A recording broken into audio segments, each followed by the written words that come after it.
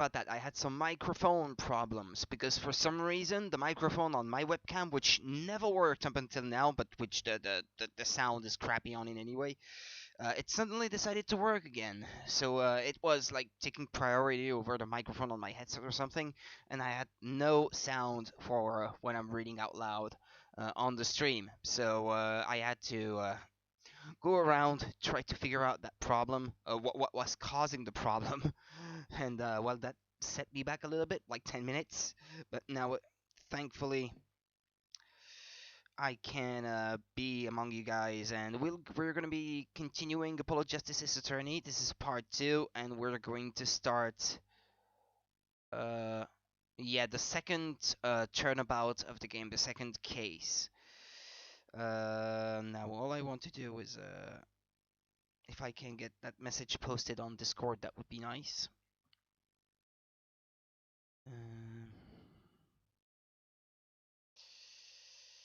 Yeah, sorry. That's what happens when you run into problems and you get sidetracked like this.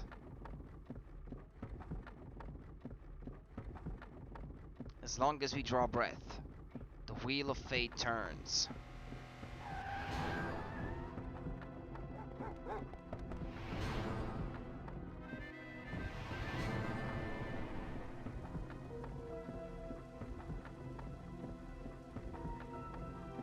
Spinning big crimes and little crimes together.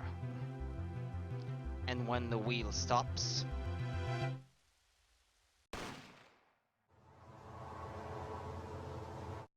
you die.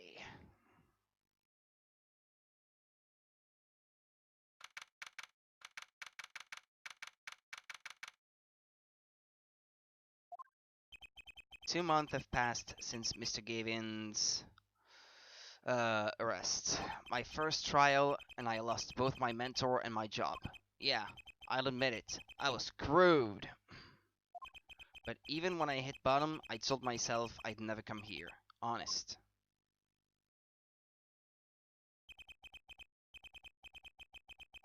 Here being the legendary Writing Company law offices. Okay, Justice, time to stop trembling. Ah, you must be here for the interview, right this way. Huh? Hello there, you found the right place, welcome. What's with this girl? Come on, you don't remember her? Okay, I'm running into problems here as well. This is not off to a great start. Okay, there we go. Finally. Well now, shall we begin? Begin? What? Right, first things first, any special talents? Talents? Yes, well, you must have at least one. Well, I guess defending? Defending, an unusual talent, but it'll do. With a little jazzing up, of course. If my cat doesn't disconnect my cable.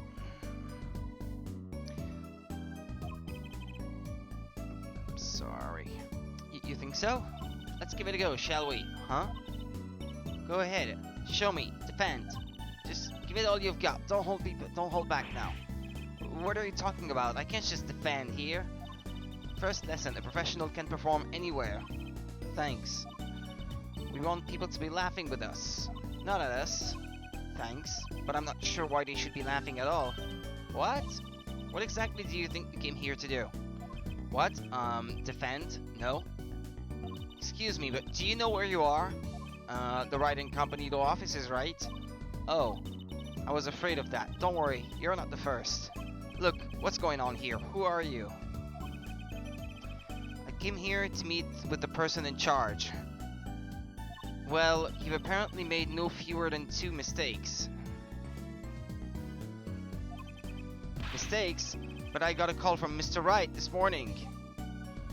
Perhaps you should go read the sign out front again? What's there to read? Look, it says right there. Oh. Why does it say Wright Talent Agency?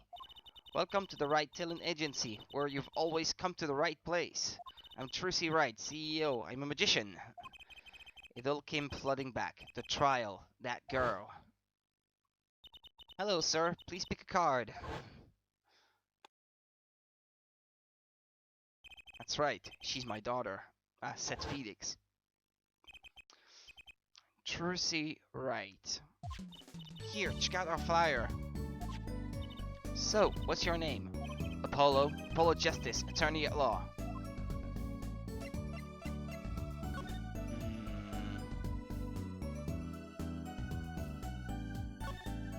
An old sepia-tinted photo of a man in a silk top hat.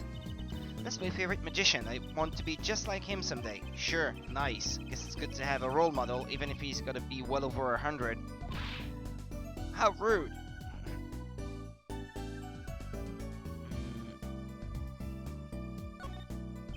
There's all sorts of strange paraphernalia sitting on top of the piano.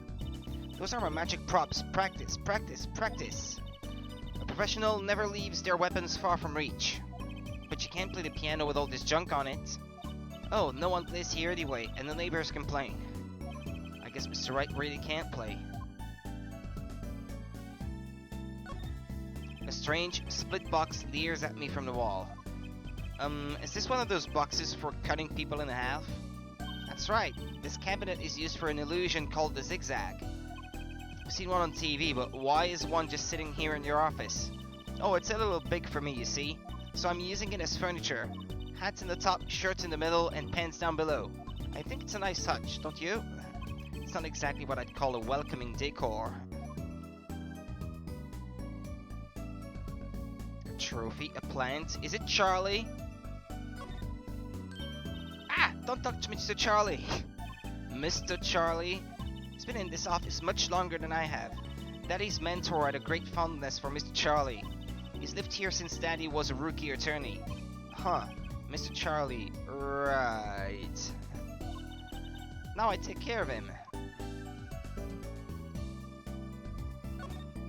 All these legal books must be Mr. Wright's leftovers.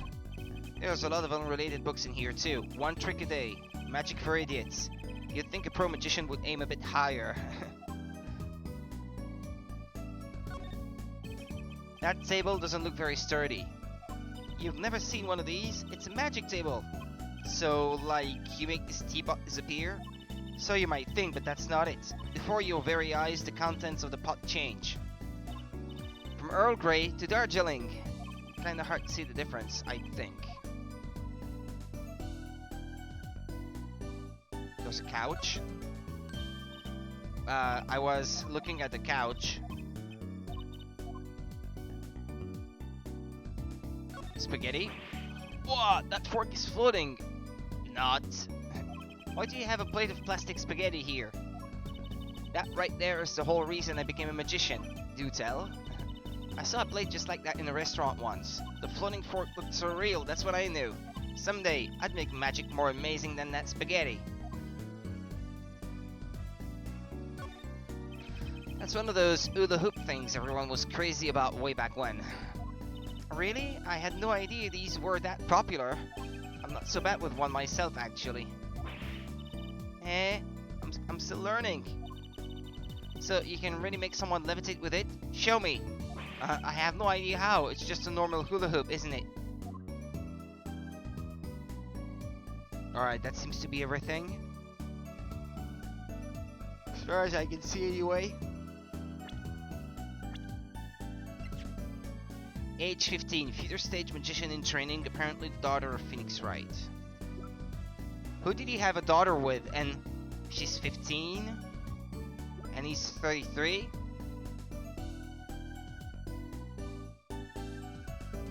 So he got her, I mean, she was conceived when Phoenix was 18. With who? He didn't have a daughter in the last game. So what, an old girlfriend came to him and say, "Hi, this is your daughter," or something like that?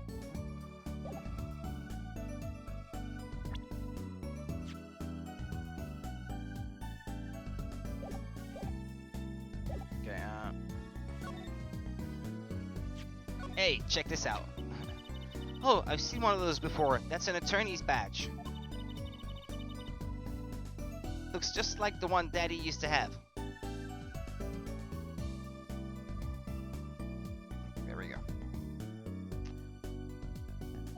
Now if I take this badge and do this and this, see? It's gone.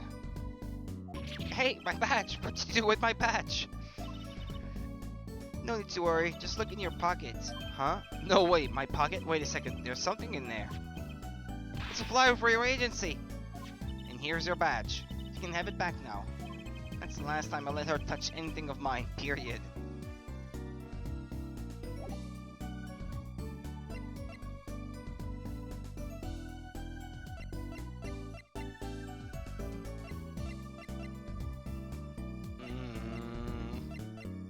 Oh yeah, you can't. Ah, no, never mind. I was wondering if you could maybe pan left or right, but... Well, let's start then. So, is this really a talent agency? You bet! Daddy started it 7 years ago when he quit law. Of course, we only have 2 people signed up right now. 2 people? Does that include you? Trucy Wright, magician extraordinaire. I've done a lot of stage shows, paid too. I am a professional, you know. Right. Promise you'll come to one of my shows, okay? Let's see. Oh, and the other person our agency represents is Phoenix Wright, pianist extraordinaire. Your dad, in other words. Didn't he say you couldn't play the piano? Our agency doesn't see that as a problem. Why? There are many magicians who can do magic. At least you're optimistic, I'll give you that. So you're your Phoenix Wright's daughter? That's right. After Daddy quit law 7 years ago, I promised I would keep him fed. So I'm kind of a sugar daddy. Get it? No. I'm in charge of this whole office too. Pretty amazing for a young lass of 15, wouldn't you agree? 15? How old is Mr. Wright? Daddy? Oh, he's 33 this year. I'm sure there's a good explanation. I hope. I mean, it's not impossible, but unlikely, more like? About Mr. Wright giving up law. It was because of that incident 7 years ago, wasn't it? Hey, you know about that? Not the details. I remember the news, though. It was a big deal. So I hear. Trucy, I was too young to understand what was going on. I'll ask Daddy about it next time I get a chance. Yeah, she was like, what, 8? Daddy, right. That reminds me, about Mr. Wright. He gave me a call this morning to come in. Daddy's not here right now. He's in the hospital. The hospital? Yeah, he's on strict bed rest until he gets better. What? Okay, which hospital is Mr. Wright in? I'll pay him a visit. Oh, the Hickfield Clinic. Right, well, I'll be going now, and I'll, give this showbiz gig some thought, okay? Wait, I'll go with you.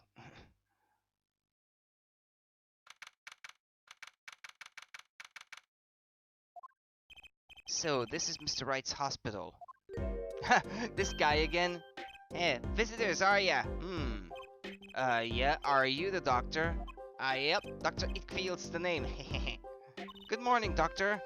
Oh, hiya there, Trucy, cute as ever. Is this Daddy's room?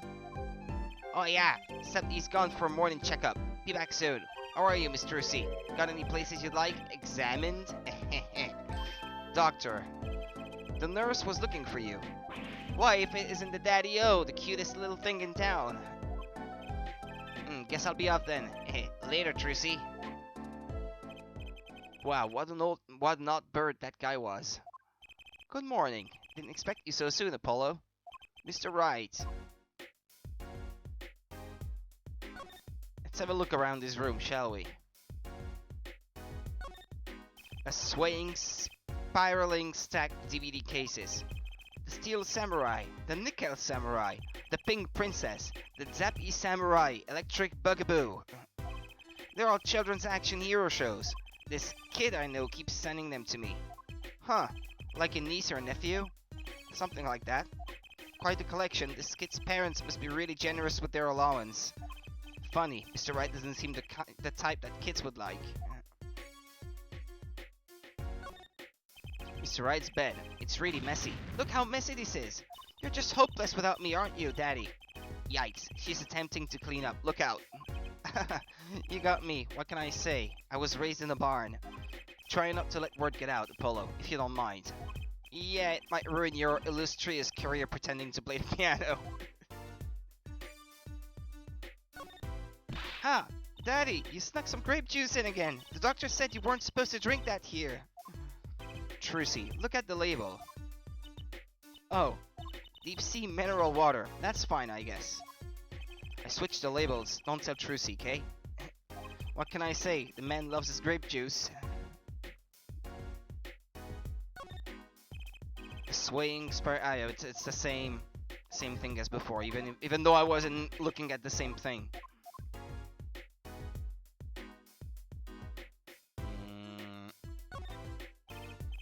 No, okay. Same thing. He has a TV and DVD player. What's that on TV? It looks like some sort of action hero show. Oh, I know that one. That's the Sniffling Samurai. His booger flick attack is a big hit with the grade school crowd. I had no idea you like this kind of stuff, Mr. Wright. Well, what else is there to do when you're stuck in bed? Besides, the episodes will just keep piling up if I don't keep up, you know? Yeah, try not buying them. Now's the only time I get to watch and write up my reports. Your reports? It's a long story, like a lot of things, actually.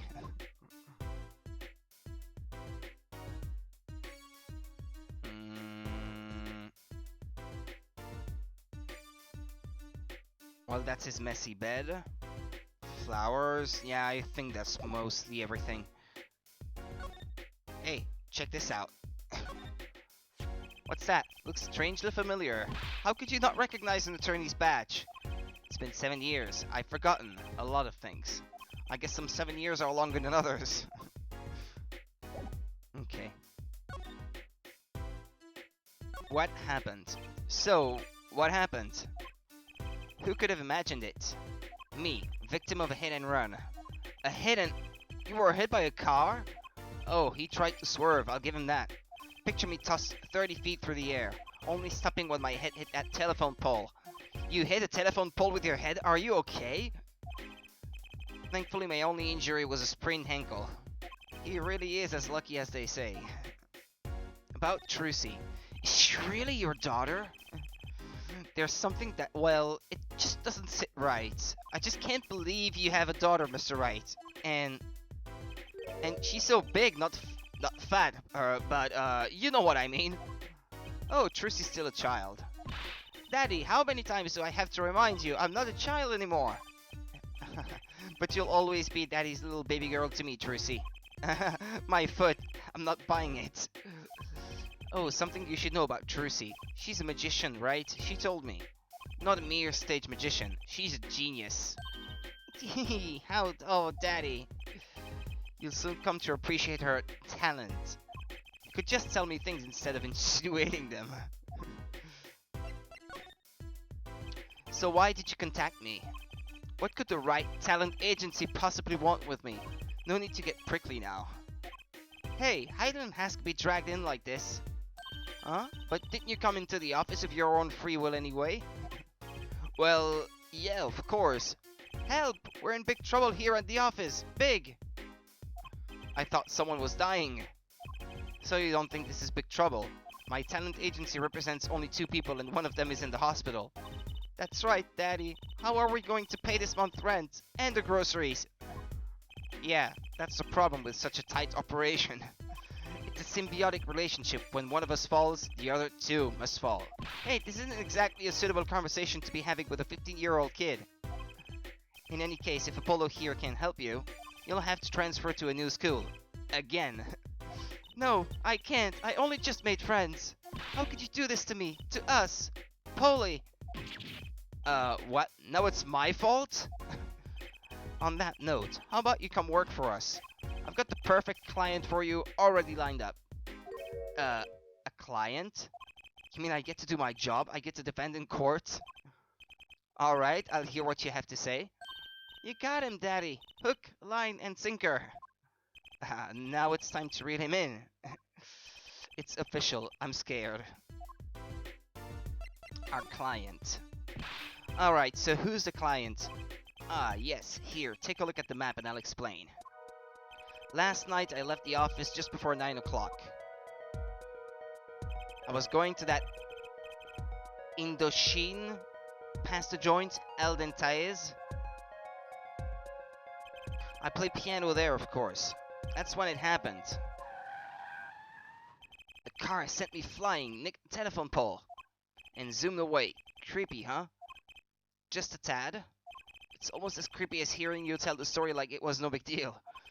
The car sped off in this direction. So, good luck. Huh? You wanted a client, didn't you? Well, I'm your client. Find the guy who knocked me into that telephone pole. Ooh, hold on, I'm a defense attorney, not a detective. Don't worry, once you've found the guy, I intend to sue him. Then you can stick it to him in court. I'm not a prosecutor either. I'm sorry, but this is crazy. I'm going home. Don't get so worked up. It was just a joke. Huh? Oh, Daddy. Sorry, Apollo. He just loves jokes, you know. Even the ones that aren't very funny. Your real client should be stopping by the office anytime now. The office? You mean the talent agency? No harm in going. It's not like I have anything else to do. He's unemployed. One more thing. Do look into my accident too, would you? I marked the scene of the tragedy on this map. Something tells me it's gonna be related. It's right in front of this park, should be easy to find. So he's going to make me investigate this after all. Map added to the court record.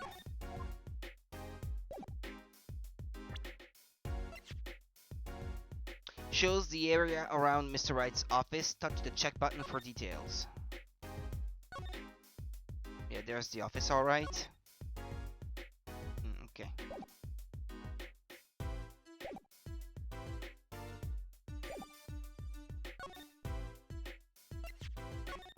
What you got to say about this? I've marked the location of the accident on your map. Find the criminal who knocked me into that telephone pole. I guess it's time to move.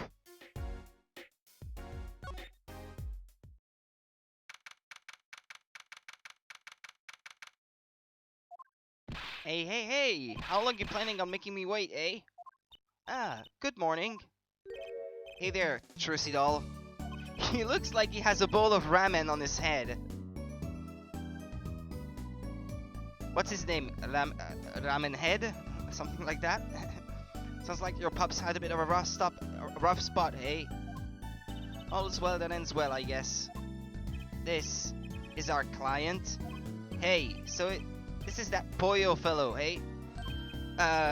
Yes, the name's Apollo.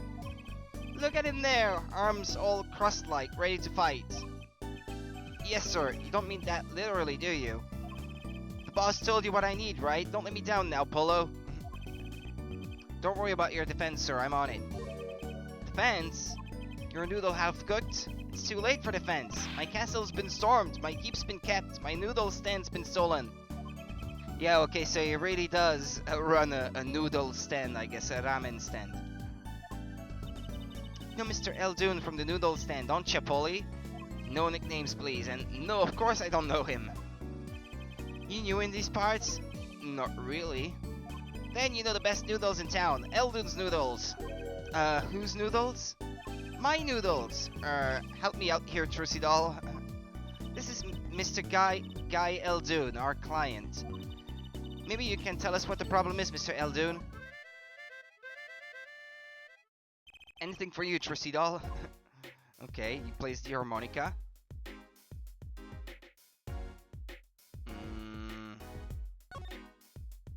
Check this out. Yeehaw, attaboy, way to flash him. Old Phoenix used to do that to my pups all the time. His pups? Is he the son of the old fool from the first game? Your father? Yup, he whipped that bad boy out and say, put it on my tab, you know I'm good for it. A tab at a noodle joint. Sorry, fella, but the only business I'm concerned with is my business. You gotta help me out, get my business back. Okay. Who's this guy? So you run a noodle stand, Mr. Eldoon. Guy Eldoon's the name, and noodles are my game. The secret's in the soup. I've been searching for the perfect soup for a year and a half. Oh, that's not that long, really. My family's been noodle men for generations. Got a lot of expectations on my shoulders. 15 fathers passing the noodle to 15 sons. That's a pretty old noodle. Aye, and fool that I was, I pushed it away. I rebelled against my pops and picked another livelihood. But that didn't turn out so well. Oh, there was no denying it. Salty broth runs through these veins, boy. So, it was like destiny that you became what you are. By the way, his name. It's something spelled backwards, isn't it? Yeah, it's noodles spelled backwards. Yeah, okay, well, fair enough. Yeah. I just had to make sure because I didn't know this at first. So, it was like destiny that you became what you are. Right, destiny's the word. Oh, I fought it. But in the end, I was bound by the twisted noodle of fate. Not a mental image I care to linger on. So last year I started my noodle stand. The 15th generation of Eldun's noodles. So tell me more about Eldun's noodles. You don't know the genius that are my noodles? I make them so salty, why they're saltier than salt. Nah, I really don't want to find out. I guess you could use them to remove the snow on your doorstep or something. If they're so salty. Daddy's a regular at his noodle stand. He frequented my pop's stand back during his attorney days too. Yep, him and his assistant. I'm sorry, I'll be sure to drop by your stand soon. Wish you could, Sonny. Eh? Heck, I wish I could. I'd give anything for a bowl about now. What do you mean? It was stolen, my stand. Gone. Stolen? It was last night. I was doing my rounds, blowing my whistle. Ah, yeah, okay, yeah, it's that sound that the noodle sellers make in Japan at night, yeah, I guess. But I did not recognize the tune at first. Actually, I should mention to my brother, because he was asking me the other day, what do these people sell that make that sound when they go by at night or something? It's like an ice cream truck's bell, but louder. He even gets complaints. Hehe, now you're just trying to butter me up. That sounded more like the blues than a whistle. I closed up my stand for the night and parked by the house. Then, this morning, dark and early, it was gone! My keep! My castle! Oh! Maybe some bum carted it off? Just guessing here. Well, I don't care who did it. Without that stand, I'm finished. All my noodle bowls were in there too. You're wearing one on your head. That's the saddest thing I've heard all day. You know it. Anyhows, that's the deal. Good luck. Good, wait. What exactly is your request? My noodle stand. Find it! And the day you bring my baby back is the day you feast on as many noodles as you want. Of course I make it so hot and salty. 2 bowls would kill a man. Then I'd really need defense. Speaking of defense, that's what I do. I'm a lawyer, not a detective. This is where I live. You drop by if you need any info, okay?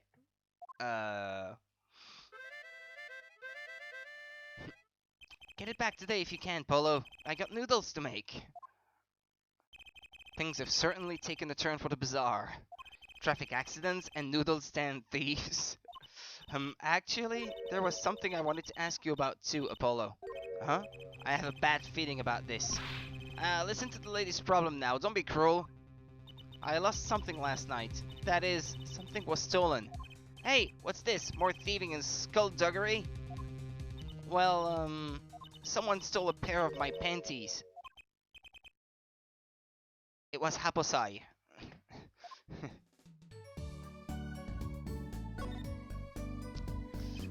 So they were, stolen. My panties, yes. Right. Panties.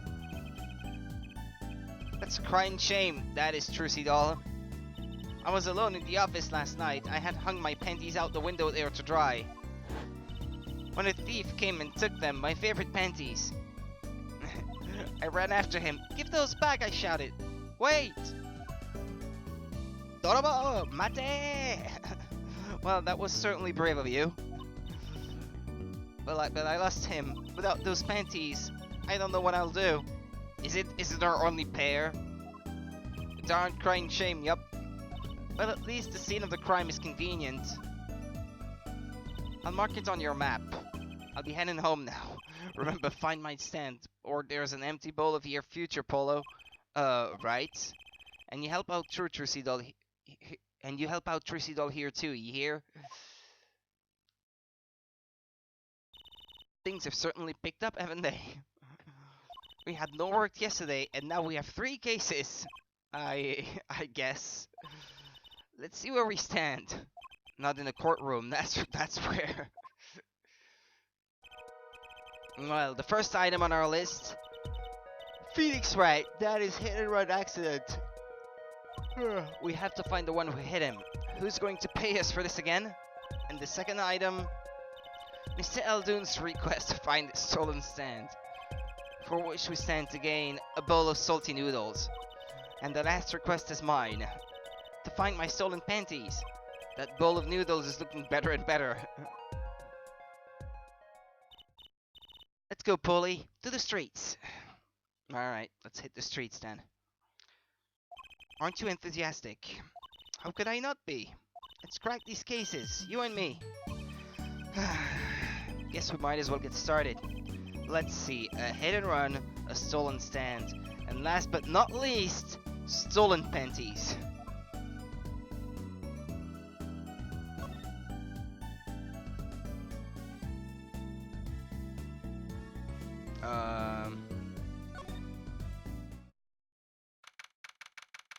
Kitaki? June 15, accident scene. So this is where Mr. Wright got hit by that car. According to the map, this is the place. What was he doing there anyway? What a huge mansion. Feels like Chinatown. Apollo, there's a nice looking lady over there. Let's question her. Okay. I'm a little curious about the park over there too. Excuse me, can we have a few words with you? You want something? Wah, that husky voice, why am I suddenly sweating? That's quite a house you've got there. You must have a lot of money. Oh, money sounds like something my son would call his friends. This is the Kitaki family mansion, little girl. Heh. You kid with the hair, you want something? Me? No, not a thing. Bye. Apollo, we can't leave without questioning her. What if she knows something? But the Kitaki family, they're the biggest organized crime syndicate in town. She has a katana inside her broom. If you're going to ask something, ask it, if you're man enough. Wow, right. Yay, way to whip him into shape, ma'am. Does she know no fear? I'm Plum Kitaki, wife of the 4th head of the Kitaki family business. Friends call me Little Plum. I'm Little Apollo Justice, attorney at law. If looks could kill, this woman would be a mass murderer by now.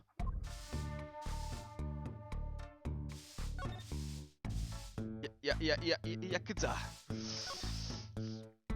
Little Plum, that's a really cute name for someone so... Yes? Whoa! What is it, Apollo? How about you go through me when talking to her, okay, Trucy? That seems like a bit of a needless procedure. I'm a lawyer. I live for needless procedures. Oh, little girl, you should know, we're gangsters. Oh, that means you're the bad guys. Trucy, through me, please. I'm begging you here. Wah ha ha ha ha. The bad guys. I like the sound of that. I'm going to need some warm tea after this. It takes a lot of hard work to protect a family fortune. Things aren't as easy as they used to be for us bad guys. So you're saying that business is in a slump? Let's not ask about business if we can help it, please. There was a car accident here last night. Of course you wouldn't know about it. Sorry to bother you. Wait. Yes? You're talking about that man, aren't you? The one who flew 30 feet and just walked away. That's my daddy. I should have known. One of our capos thought he'd make a great point man. Capo? Point man? Could you avoid using too much, industrial lingo? In any case, it's been nothing but trouble. I've been cleaning up this mess since morning. Bah! Cleaning up this paint.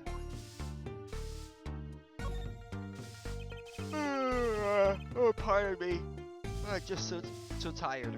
Was this paint spilled at the time of the accident? It was around 9 last night. I heard a crashing noise and found your father drowning in a sea of paint.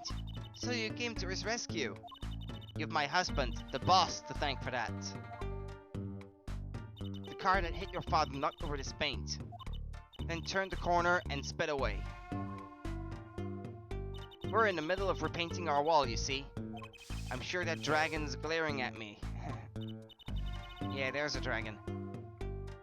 But why are you out there cleaning it up? What do you mean? I mean, aren't you a gangster? Don't you have any goons to do all your dirty work for you? Please go through me when you want to. Don't be such a stiff lawyer boy. I suppose we gangsters do have a certain image. Yes.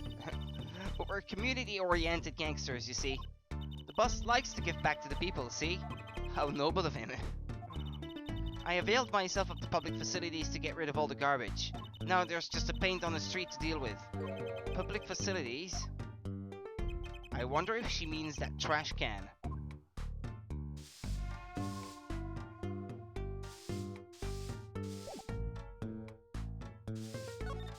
Hey, check this out. Sorry, kid, I got no idea what you're talking about. Okay.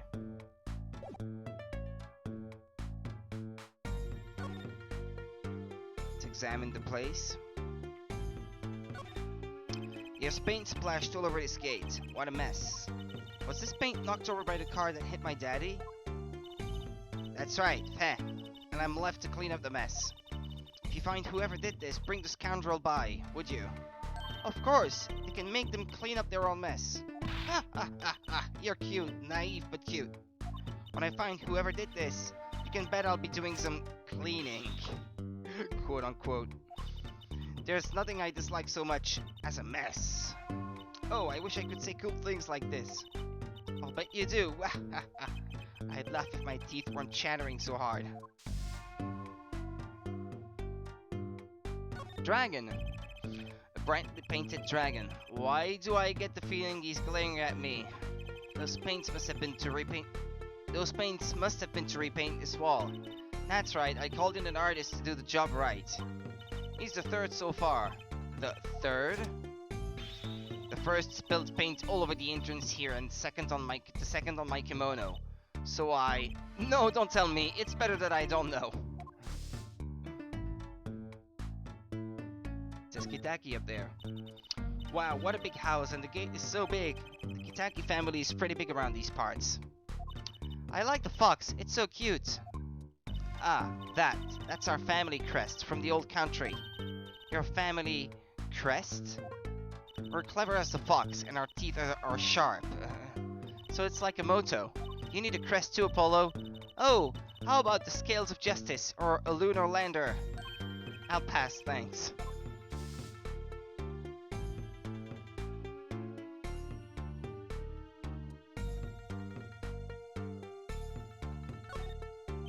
Ah, no, okay. Yeah, okay, I get it.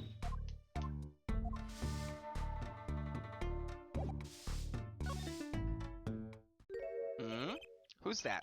She's looking at the park. She's pretty. I bet she has a story, you know? There's something about her. Too bad she seems to be in a bit of a rush.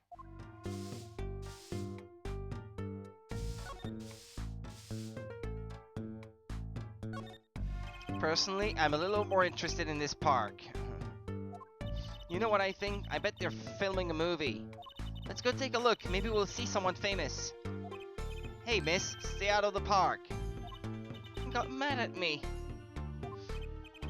Did something happen here, officer? Huh? No, move along, nothing to see. Why don't you kids go play someplace else? We're not kids, and we're not playing, I'm an attorney. Something wrong? Ah, Detective Sky, we're fine, ma'am. Nothing to report.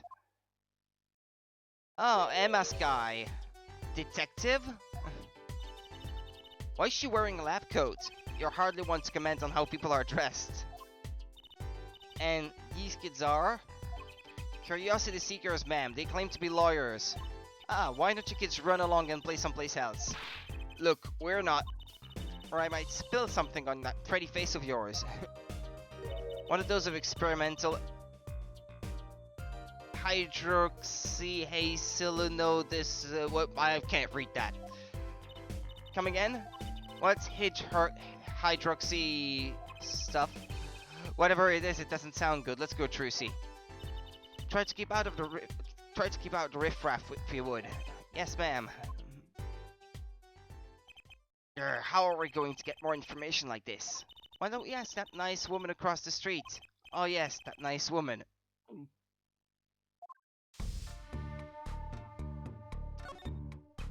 Looks like there's some trouble by the park gate. I smell an incident. Ma'am, there's no entry to the park. Now don't you tell... An old lady? Now don't you tell me where I can't go, young fella. I always walk through this park on my way home. Please, get down from there. You'll hurt yourself, ma'am. That's quite a determined old lady. I gotta say, I'd really like to know what happened here. Hey, I said no one goes in. Unless you want a face full of... hydroxyadiada... what's it? No dice. What's this? No, it's gotta keep saying the same thing. People Park. Huh. Kind of an odd name for such an empty place. I wonder why it's named that. Hey, there's something written on the gate post. Huh? Oh yeah, it says, donated by Big Wins Kitaki. You mean the Kitaki family built this park? So nice of them to give to the community like that. Let's not get too friendly with them, shall we? A gangster building a park. Odd move for a crime boss. I bet that's where he buries all his bodies. Like if it's his park.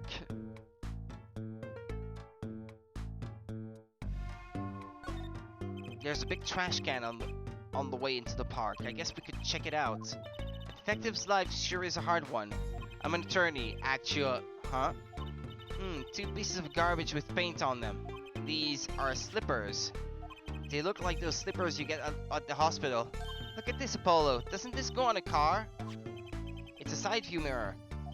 Looks like it was torn off when it smacked into something. Or someone. Wait, you don't think? I do. This could be from the car that hit Mr. Wright. Wow, when he took out its mirror, I never knew Daddy was so strong.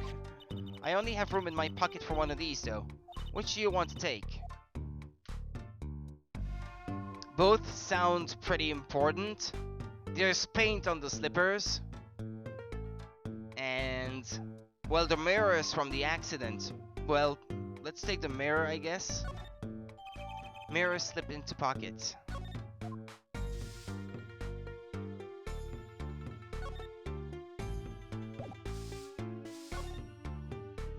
Ah, okay, People Park. Can I ask you a question? What? What happened in the park across the street? Oh, yes, quite the commotion. Chicago Lightning, as the boss would say. Chicago, huh? Gunfire, someone was killed. Strange circumstances, too. You're kidding! What a morning! Trouble everywhere, the park, the gate, even our house. Did something happen at your house, too? A crime without honor, without remorse. It's a private matter. Want to hear about it? Somehow I don't think no is an acceptable answer, Polly. So, what happened at your house? Bloomers, last night. Eh? I got a bad feeling about this. Bloomers? Someone stole Bloomers? Me, little Pumpkitaki, the victim of a panty snatcher. What? So it wasn't just my panties that were stolen. It's Haposai, I tell you. Like I said, whoever did this is a hardened criminal. Yeah, he's a professional at that sort of thing. It wasn't you, was it? No, of course not. Mercy. I've heard word that panties have been disappearing lately. And the missing panties all have something in common. It's hard to imagine Trucy's and Mrs. Kitaki's panties having much in common. I just imagine Mrs. Kitaki's panties. Oh. I know, we'll find your bloomers too. Great, show me what you're made of. What have you gotten me into this time, Trucy? She's staring at me. That girl from before. Oh, welcome home, sweetie. Hello, mother. She's a Kitaki, too? Miss. Here, our flyer. The Right Anything Agency? Anything Agency? Yeah, do you like the new flyer? So, this is our defense attorney, Mr. Apollo Justice. Attorney? Drop by our office. We'll be waiting. Ah, goodbye. She's not very talkative, is she? And she has a four-leaf clover on her dress. Why did you give her our flyer? I don't know. She seemed like she could use some help. She's the heiress to a gangster dynasty. She doesn't need our help. I wouldn't be so sure. Right.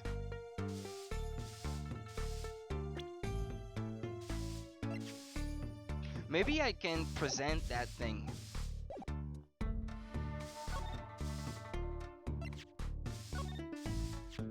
Can you tell me anything about this mirror? It's probably from the car that knocked that fellow across the street. Right, that makes this a valuable clue. Let me know if you find that car, would you? Use Splash Kitaki paint, you pay the price. Alright, let's move perhaps.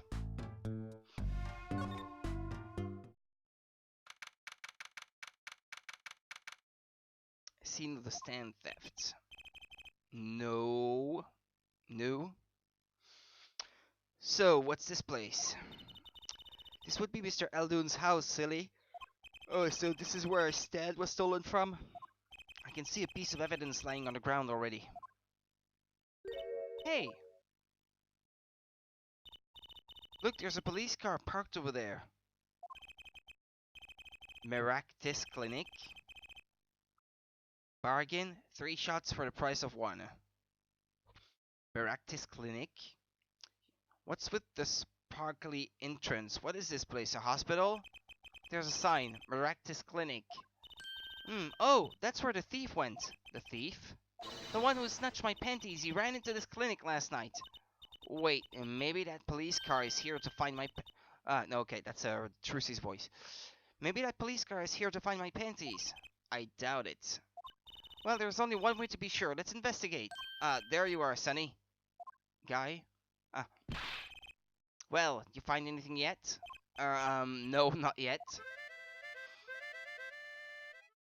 The longer you loaf around here, the saltier your victory bowl gets. Just remember that.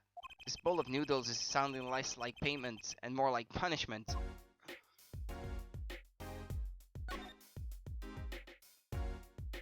I'm interested in the dog. Look, a doggy. Good boy, Salty. I'm sure the dog has a real name, Trucy. Yep, sure does. Name's Spoon, and it's a she, by the way.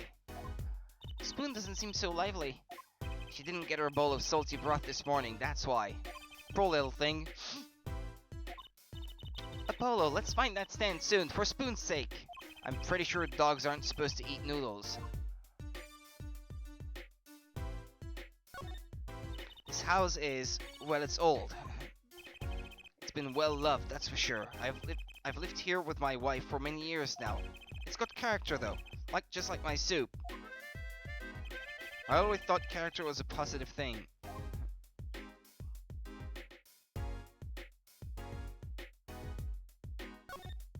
This house is, well, it's been well loved, that's for sure. I've lived here with my wife for many years now. It's got character though, just like my soup. No, okay. It's the same thing you already said before. This house is, well, nah, he's gonna say the same thing.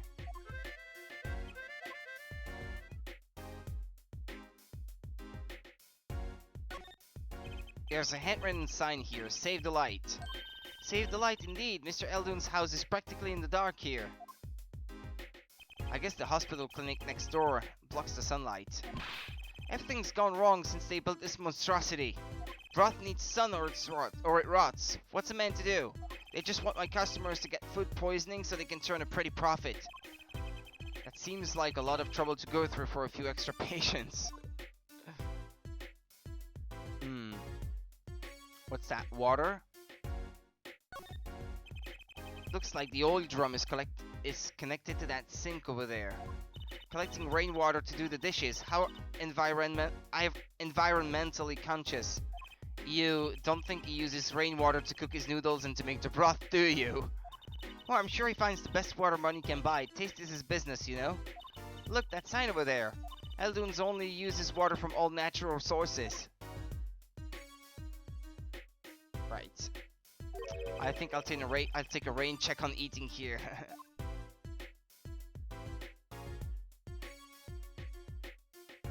That sounds horrible indeed.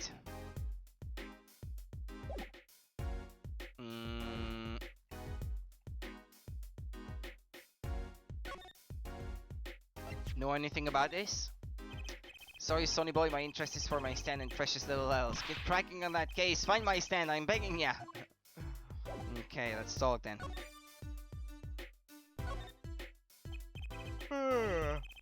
So your stand, Eldune's noodles, was it? Aye, passed down from father to son. That stand's seen its share of salt.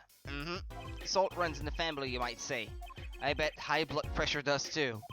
So your stand, Eldune's noodles, was stolen. Oh, it wasn't just a stand that was stolen, sonny boy. I lost those wobbly wheels, my salt-crusted stew pot, my stained sign. I didn't just lose a stand, I lost a legend. No one steals a legend and gets away with it on my watch. Let's find that legend, Apollo. Isn't it about time we bought a new one anyway? Are there any more details you could give me about the stand? You bet, sonny boy. It happened last night. I was blowing my whistle like always, crying what the town I was. The smell of broth filled the streets, thick and salty. I got home, well, right before 10 p.m. I reckon. Guess he's not aiming for that late night market. I washed my bowls and gave the wheels a squirt of grease. Then I went inside. When did you notice it had been stolen? Early this morning, before the sun rose. Work starts early. Do that many people eat noodles for breakfast? I'm washed up on the salty shores of ruination. That stand had my whole life in it, nay, my whole being. They took everything? All my soup stock, my noodles, my bowls, and my dreams. At least they left one bowl. Look there on the ground. If you don't find that stand today, then I'll be forced to walk the streets, peddling that bowl, my last bowl.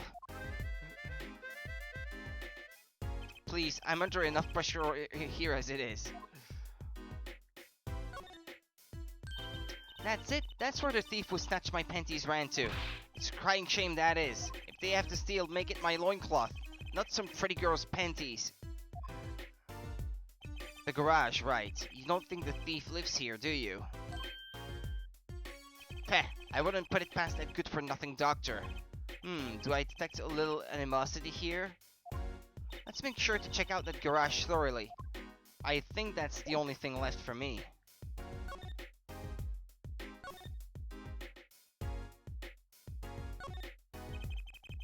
Looks like they have a special offer going on. 3 shots for the price of 1. Oh, now's our chance, Apollo. Chance for what? I don't need any shots, thank you. Whoever runs this clinic, they seem pretty business-minded. Police? I'd understand if there was an ambulance outside, but a police car? Maybe they're tax evaders. Ah, sorry miss, no going into the clinic today. Did something happen? Huh? Oh no, nothing to see here, move along. You'll have to find someplace else to play doctor. Do we look like the right age to be playing doctor?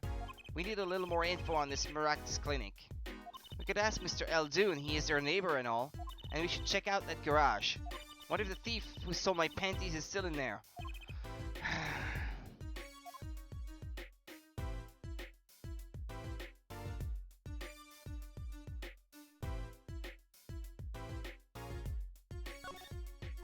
That doorway sure is sparkly.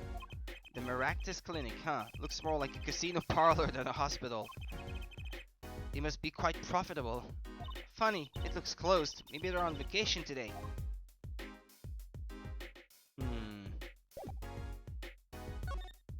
Let's talk to him again. Ah, there we go. Hey, do you think something happened next door? There's a police car out front. Feh, probably gave someone food poisoning. I'll bet. If if anyone's at risk of giving someone food poisoning. That police car got here this morning, actually. I asked what they were up to, but they wouldn't even tell me. The neighbor. Heh. Not that I was surprised much. That doctor works the wrong crowd. It was just a matter of time before he got what was coming to him. Heh. The wrong crowd? Never you mind about that. Not gonna tell me more about it, huh? Detective in a white lab coat, apparently in an extremely touchy mood.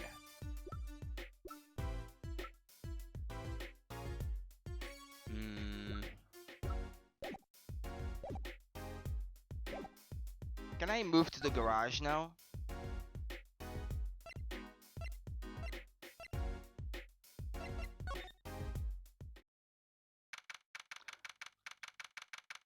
Right, just in case something happens. I haven't been able to save in a while, so...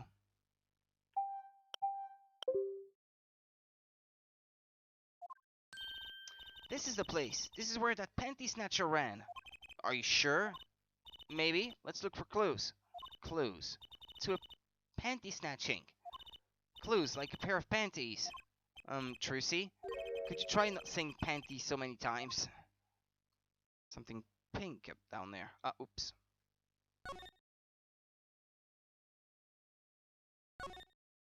There's something about this car.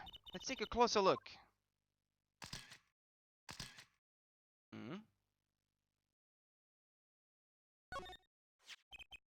And there's something in the exhaust pipe, by the way. Look, a cell phone. Someone dropped it beneath this tire. If the car moved, it would be crushed for sure. I wonder if it belongs to the doctor here. Should bring it to him later. Cell phone added to the court record. And then, yeah, somebody stuffed something in the exhaust. That reminds me, I once read a record of a case that Mr. Wright worked on many years ago. Apparently, there was this car with a piece of cloth shoved into the tailpipe. That piece of cloth turned out to be a vital clue to solving the case. Wow. I remember that case record whenever I'm checking out the car. And I always check the tailpipe. Everyone's gotta have a hobby, I guess. Wouldn't it be funny if... Hey, there's something in there. What? Wait a second, are these your... Ah! My panties! What? Already? Wow, thank you, Apollo. You're a genius. Amazing. No, really. Don't mention it. No, I'm serious. I'm really impressed. And I bet that car is the car that ran Phoenix Wright over. It's the same color as the side view mirror. So... No, I'm serious. I'm really impressed. You must have a nose for finding girls' panties. Wait, are those hers? Don't they look more like the old ladies? What are those? My little panties, of course. They've come home to Mama. I can't wait to use them. You're going to put them on now? Watch closely now. See? Nothing in the panties. Ta-da! Whoa, where did that come from? How did that ball get in your panties? My panties are in extra dimensional space. Anything can fit in there. They're my magic panties. It's one of my best tricks. Magic panties. They love them over at the Wonder Bar. I do shows there nightly. You mean those panties are a prop? You could have told me a little sooner. Trucy's panties put discreetly away in Trucy's pocket. Well, that's one case closed at least. What are you saying? We still have to catch the sly devil that ran off with the tool of my trade. Oh, right. Something tells me we're not finished searching this garage anyway. That right there. Hey, look at that! The mirror's been broken off. Now this is a clue. What? You're smiling like you know something I don't. You aren't keeping a clue from me, are you, Polly? A clue? Let's see. Pretty obvious. And it's a good thing I picked that and not the slippers, I guess. Take that! That didn't work. Take that! My clue is this. Wow, it's the same color and size and everything. A perfect match. I guess we could check it out. 2 pieces of garbage with paint on them. Look at this, Apollo. Doesn't this go on a car? It's a side view mirror. Looks like it was torn off when it smacked into something. Or someone. Well, looks like we've just solved the case. So the car that hit Daddy last night is sitting right in front of us, yep. Wow, you put the pro in professional, Apollo. Gee, thanks, Trucy. Apollo! Huh? What is it? Now that we've solved this case, we should go report to Daddy. He'll mope if we leave him alone too long, knowing him. Okay. It doesn't seem the type to mope, though. And this is hardly a case worth reporting.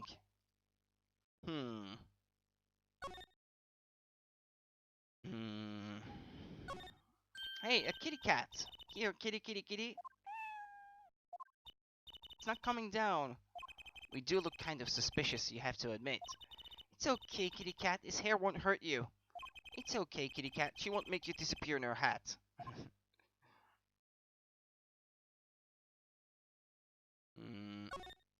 Look, it's a folding ladder.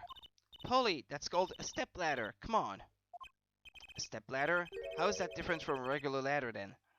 It's a much more complex piece of machinery. It's like 2 ladders stuck together. So you admit that basically it's a ladder, right? Wait, huh? You have to look past the form, at the essence of the thing. Can we talk about something else? Someone's there!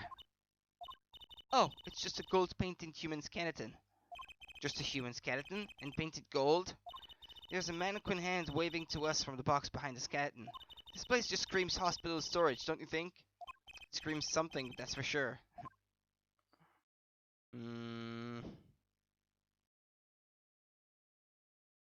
Yeah, that's the car, obviously. This car belongs to someone at the Maractus Clinic, and it hit Mr. Wright.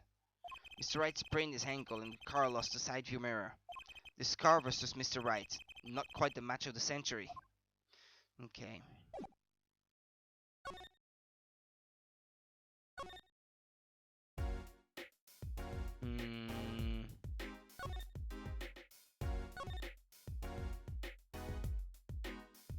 I still can't go inside.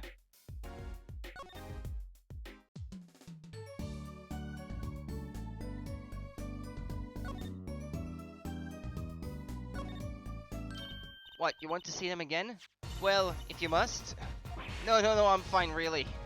Let's just put them away, shall we? Case closed. What are you talking about? The case isn't closed until we have our thief. Just find him on the side while you work on the other cases. If it were that easy, we wouldn't need the police. If we don't need the police, then we don't need defense attorneys either, right? Fine, I'll look for your panty snatcher. Well, do we have any leads? One moment. Alakazam! Alakazing! Whoa, where did all this evidence come from? So what happens next? That's it, pretty neat, huh? Yeah, neat.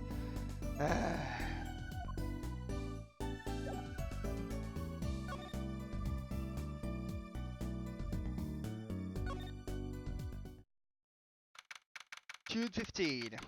Hickfield Clinic. Huh? Mr. Wright's gone.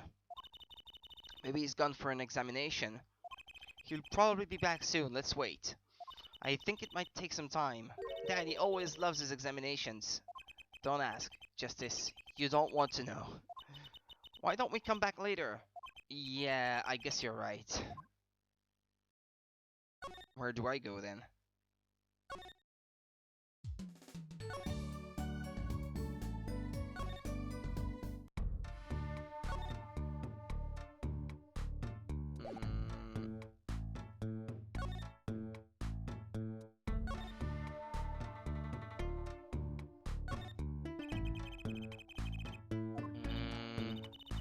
We're going to search the trash? I don't think we need to. Oh no, please, knock yourself out. Don't mind me. I'll be waiting over here.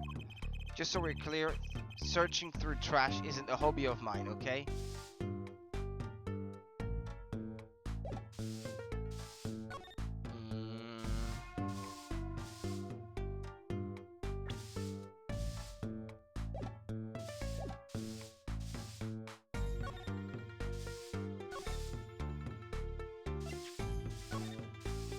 Sorry, kid, I got no idea what you're talking about.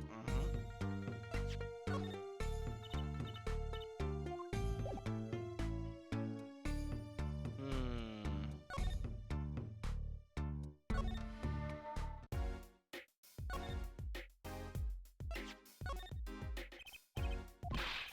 No.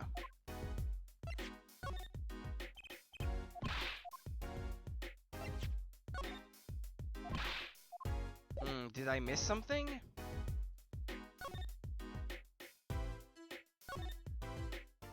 In the garage, maybe. Mm.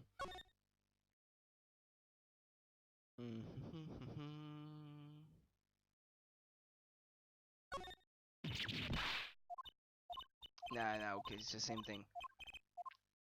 Hold on. Let's move back. Mm.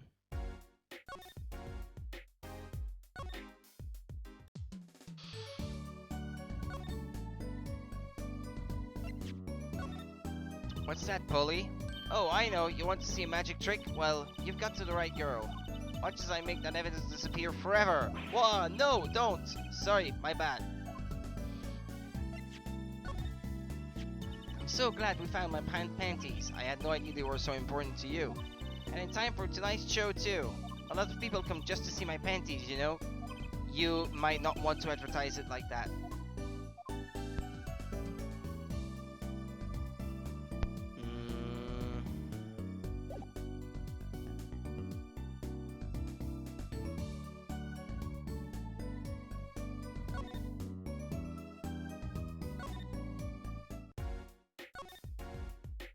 There's nothing new. Hold on. Can I go inside now, maybe? That doorway sure is sparkly. Nah, they already said that earlier.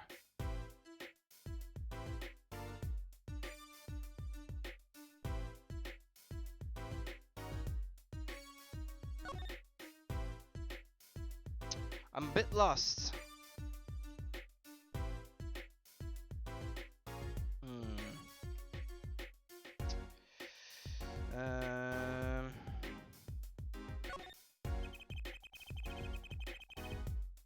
That's the same thing I read earlier.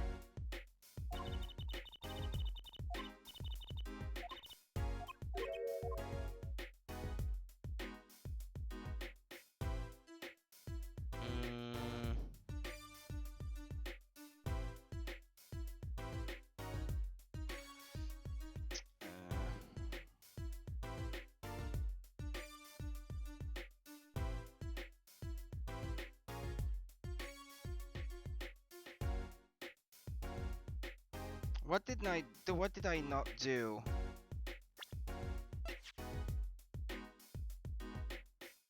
Oh, I can check it for more clues, maybe.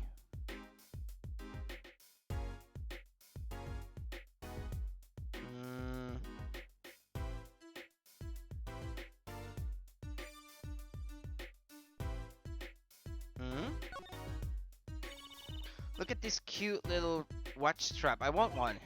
It's kind of odd though. What is? I mean, if you wanted to know the time, you could just look at the phone itself. Hey, you're right. Sharp, Polo.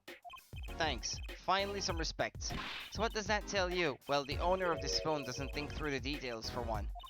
They did drop their phone after all. I'd kind of figured they were a little spacey already. Oh, good point.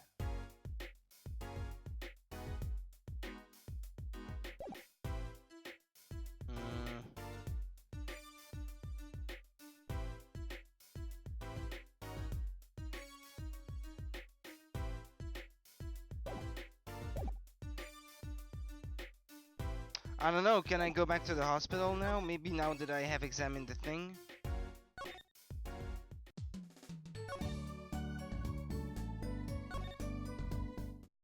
No, he's still not there.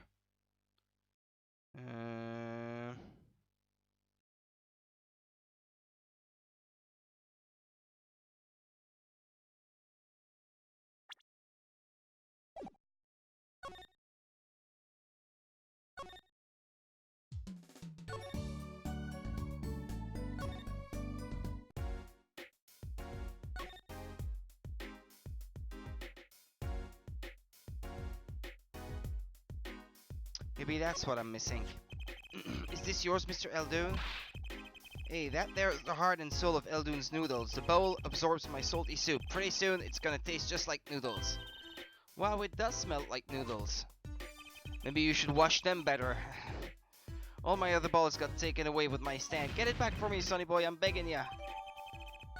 Okay. Now that I have that extra piece of evidence, if I go back to the clinic where Mr. Wright is. Ah, there we go. That's because I was missing a piece of evidence. Yo, how goes it? Daddy, how do you feel? Not bad, Trucy, not bad. It's good to have you young'uns on the case. Let's all Daddy-O get some well-deserved R&R. The elderly need the arrest. Huh, isn't he only 33? We've cleared up most of the cases. How old is Apollo, by the way? Ah, he's not even in there?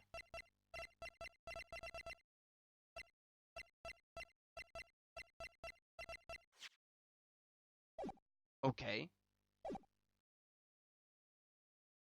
I was right about you. Competent, capable. Tell me what you found out, if you want to. Your enthusiasm is overwhelming. Yeah, I'm gonna save again here.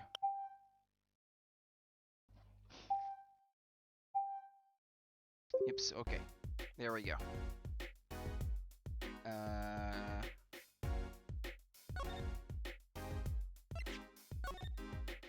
So this was the thing that led you to the car. Yes, sir, the mirror you knocked off was just the clue we needed. Good work, Apollo, of course you might say. I was the one who made solving that case possible. You don't get points for knocking off a car mirror. It's actually a relief to be so thoroughly ignored. Look, my panties, they came home to Mama. Thanks, Apollo. I was worried about them too. Truly special ordered those. A startling display of parental concern. I'd hate to have to buy a new pair. Make that a not so startling display of cheapskatedness.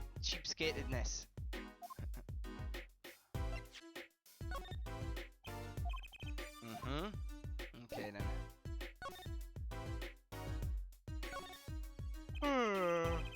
Excuse me. Well, I certainly didn't expect you back this early. Polly's amazing. He found my panties so quick. Almost like he was the one who stole them. You have an interesting concept of praise. And? Did you find the driver who gave me that 30-foot toss?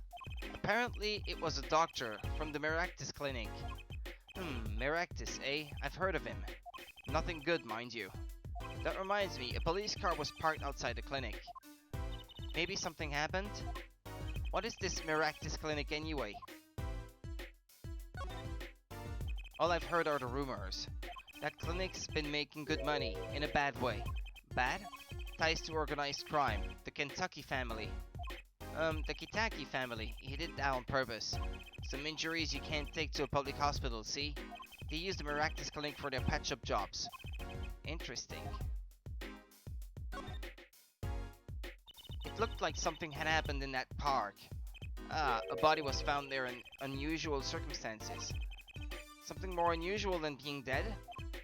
It's not our concern in any case. Right, let's ignore that and find that noodle stand. Whatever happened to professional curiosity? Thanks, really. If I get tired of sleeping, maybe I'll head down to this Meractus place. Maybe hit him up for some reparations. A little legal action would do me some good. I was wondering when I get paid. We solved the case of your accident and found a missing article of clothing. My panties! That leaves the noodle stand. Feel free to drop in if you get stuck. I'd be happy to help with anything not involving money. Goodbye, quid pro quo. Help pro bono. Hello, pro bono. Right, back to the office to plan our next move.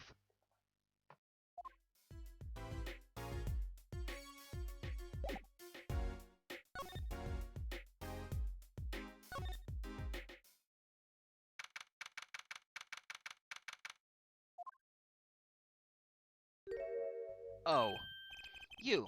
You're the woman from the Kitaki place. Yes. I knew it. Something's the matter and you want our help, right? Well, you've come to the right place. This way, please. Thank you. My name is Alita Tiala. Alita Tiala? That's almost like the same thing. I know it's not Alita Atila, so I suppose, yeah, it's not quite the same. I have a request. Uh-huh. Check this out. An attorney's badge, so you really are a defense attorney. Please, I'm counting on you. I need your help. Oh. Hold on. Not sure I understand, I'm sorry.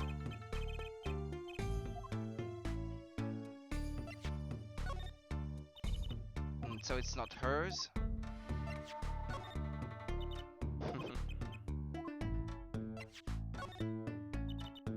Okay.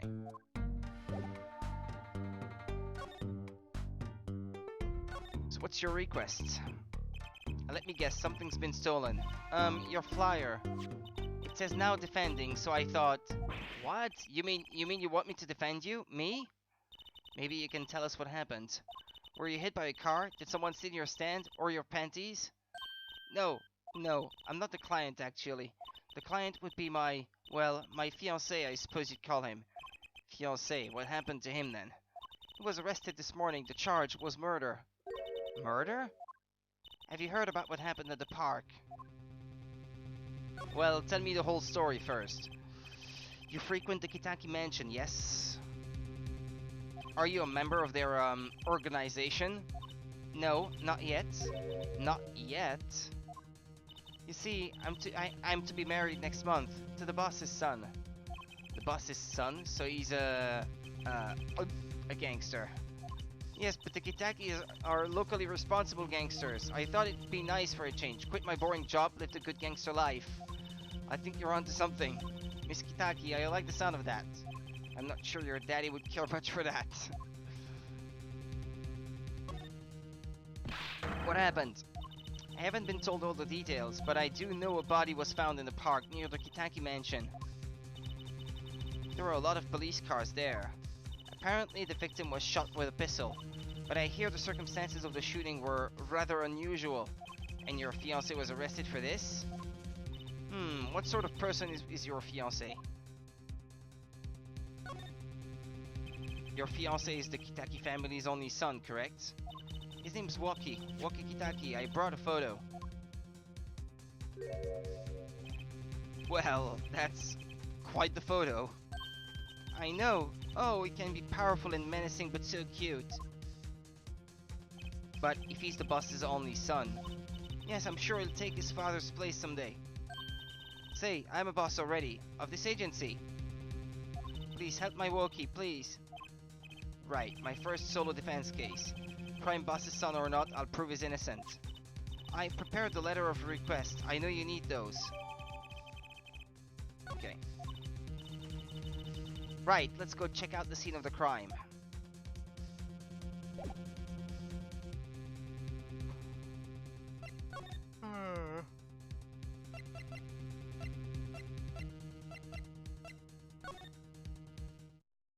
Hey, there's a motorbike. So this is it. My first murder crime scene. Ah, it's you kids again. Look, can't you find some other place to play?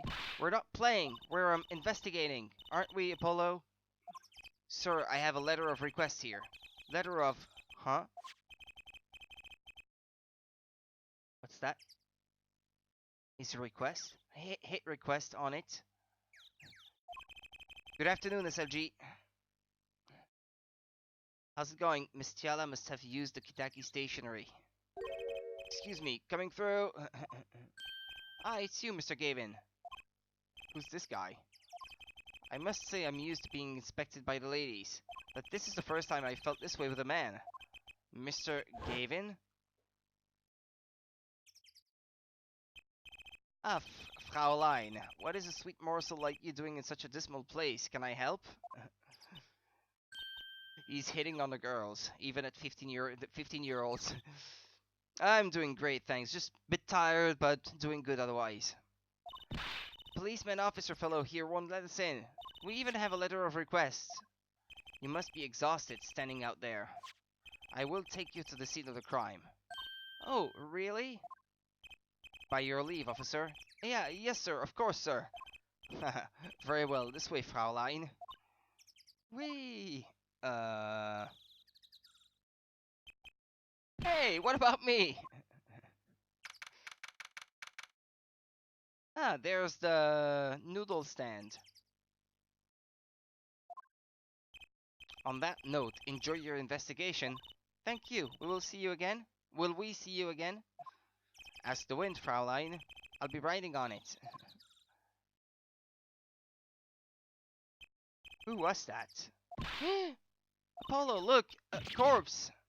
What? Hey, it's just a mannequin. Wow, it sure got me. Might I ask exactly what it is you're doing here? Oh, it's you. How did you kids get in here? Oh, this guy, well, he was more like a prince, really. He let us in.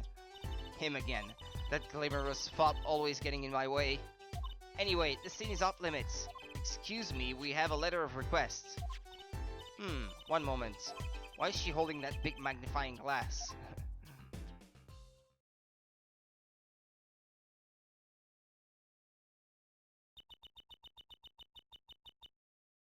I'd recognize that handwriting anywhere. Scientific analysis says it was written by Ali Tatiala. Thanks. It took you 30 minutes to figure that out? So, what's up with the mannequin there? It's taking the place of the body, preserving the scene of the crime as it was found. The body was pulling the stand? So you're a defense attorney, are you? Detective Emma Sky. I'm in charge of the crime scene. She doesn't seem that happy about it. She doesn't seem that happy about many things. I trust you know how to stay out of the way. I always carry 2 pairs of handcuffs, just in case. Let's examine the scene. Hey there, no messing with the crime scene, but we need to investigate. Apollo, look! Hey RNG. That stand. It says Eldoon. I've noticed. Well, we've solved the case of the missing stand at least. Though the circumstances could stand to be better. Hey there, no messing with the crime scene. Investigations are to be carried out by professionals scientifically. She's not going to let us check out the crime scene, is she? Hey, Apollo, my very unscientific analysis tells me something here is very suspicious. I think I know what you mean. It's kind of hard not to notice. I'd better check out what we came here to find at least.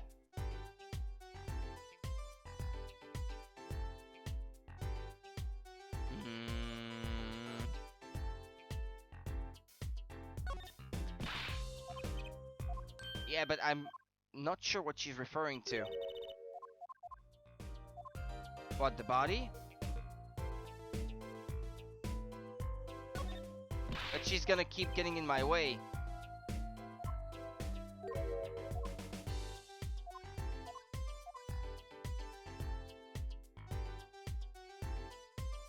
What's that thing in the ground? Ah, always getting in my way.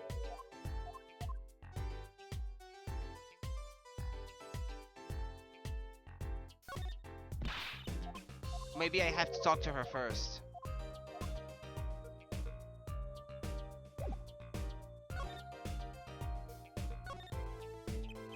Detective Sky, quiet please.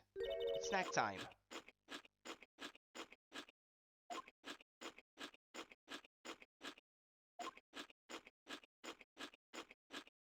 We're not making much progress here. She must not be very busy. I never seem to get a lucky break. Back after 9 years and they won't give me the position I requested. And then I hear he gave up the defense attorney life.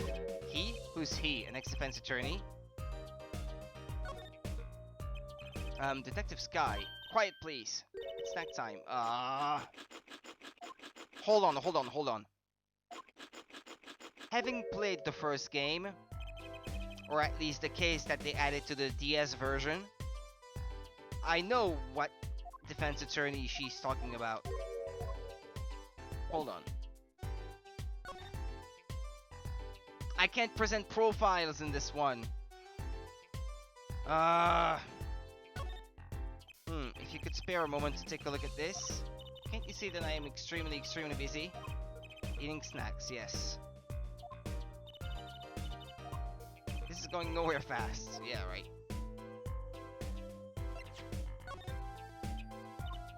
He doesn't care about anything.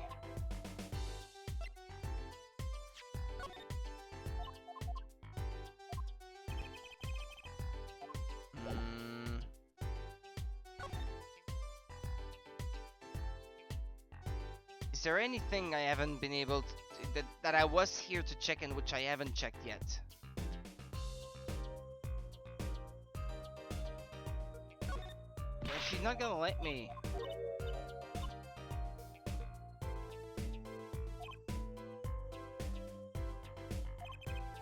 Hard not to notice. Well, I came here to investigate the crime scene and the body isn't there anymore, so...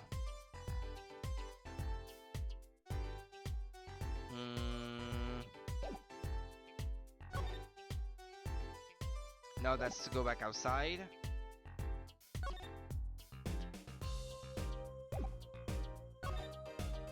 And if I pick the third choice, it's gonna be about our snacks again.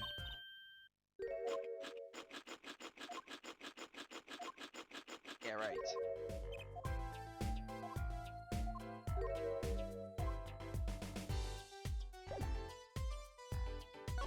Should I move back to Phoenix?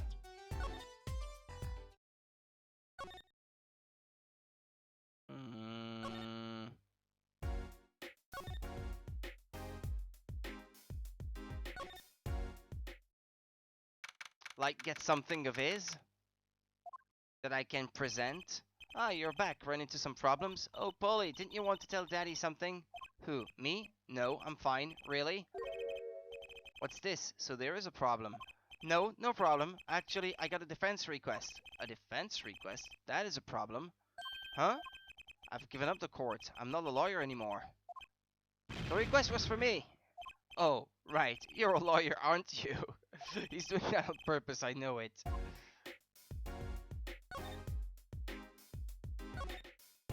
So, what about this defense request? It's related to the murder in People Park, actually. Guess what? We found Mr. Eldoon's noodle stand at the scene of the crime. Did you now? That's unusual indeed. Never heard of a noodle stand being used as a murder weapon. I think the murder weapon was something else. You mean you don't know what the murder weapon was? That funny detective lady won't let us on the scene. What kind of detective wears a lab coat anyway? A lab coat? Didn't think she'd be involved with this. You know her? You could say that. So, you know her, don't you? I met her on a case. This was about 10 years ago. She was still a high school student at the time. That would make her about the same age as me. That's my daddy. He knows all the police types. Oh wait, maybe you know that other guy too. That other guy? That shining prince on the motorcycle. Prince? Apollo, tell me about this Prince of Truces. Indulge your concerned father. He was at the crime scene. He looked just like Mr. Gavin. Did he now? You know him? My guess is he's Christoph Gavin's younger brother. His brother? We're acquaintances after a fashion. Clavier Gavin, rock and roll god incarnate. Clavier, what a lovely name. He's so dreamy. I didn't know Mr. Gavin had a brother. And what was he doing out there?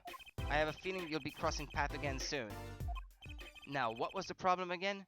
Having trouble investigating the crime scene in the park? Yeah, the detective woman won't let us.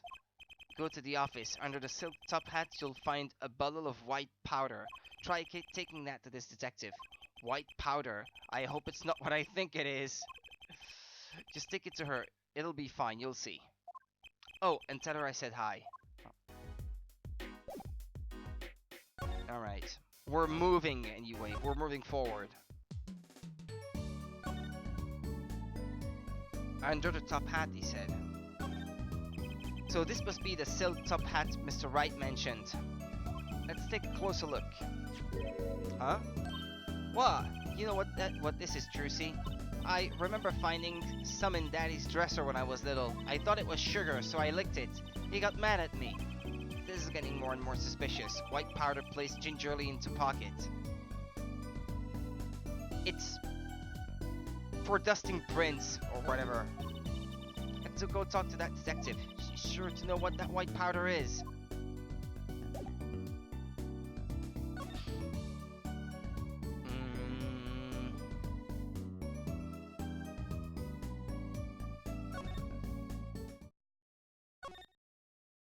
And here.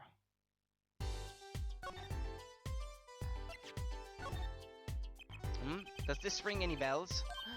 Is that... It couldn't. Where did you get that? I brought it from the office. You work at the Wright and Company law offices, yes? Yes, sort of. Detective Sky, how do you know my daddy?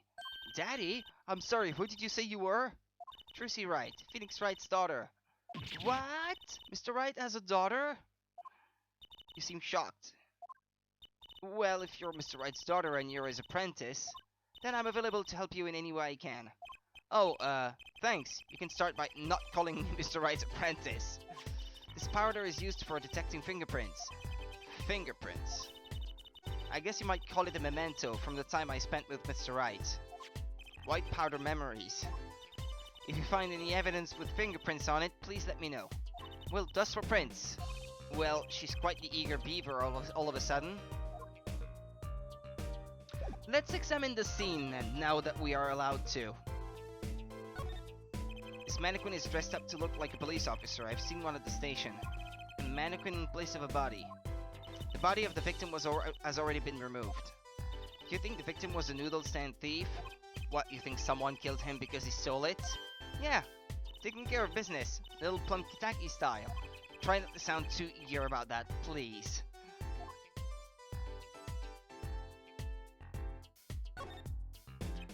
And this is Mr. Eldoon's noodle stand, obviously. It does say Eldoon in big letters, doesn't it? And that mark on his paper lantern there looks familiar.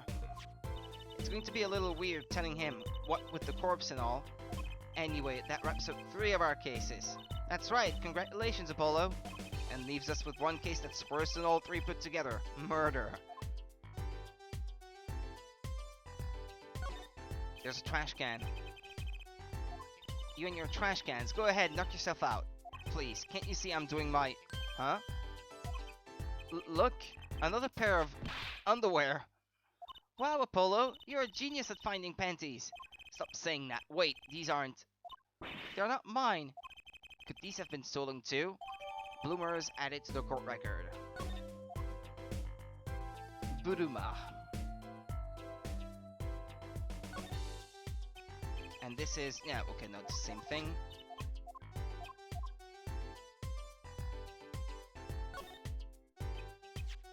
Okay, I was trying to see if I could inspect more details of the scene, but...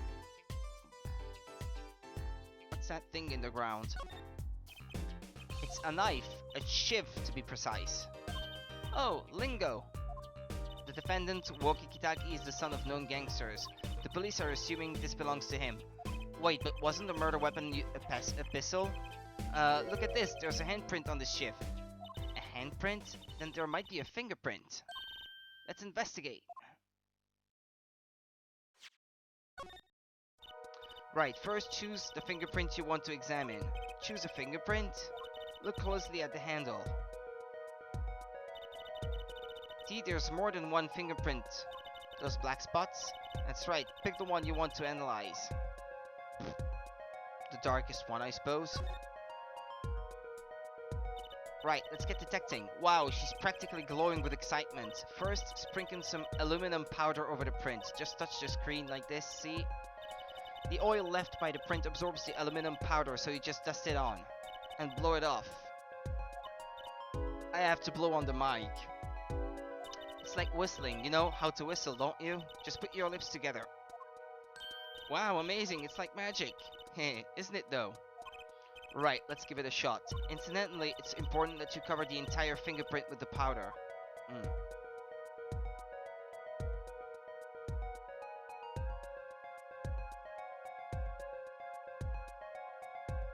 Just using the stylus. That's part of the reason I wanted to mod my Wii U, just so that I would be able to stream Nintendo DS games like this. Not released on the Virtual Console. Okay.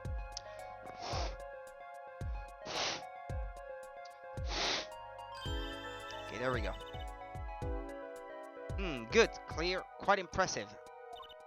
Next, to match the print, the blaze off is assembled so you can tell whose finger this print belongs to. That doesn't sound like as much fun as actually finding the print. Oh, pick the person whose print you think this is. You probably have a good idea whose knife this is already. Who's that? The victim?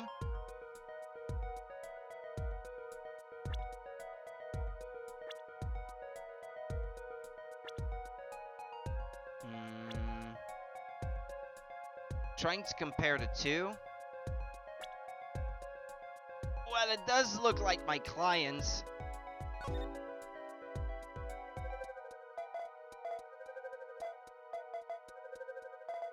Yeah, right. So the fingerprints do belong to the defendant. Yes, isn't it amazing? The power of science, it's my life. Apollo, she's sparkling, and I'm dimming. Look sharp, spirits up, the real fight is yet to come. Chin up, Polly. The trial hasn't even started and I'm already losing. Knife added to the court record.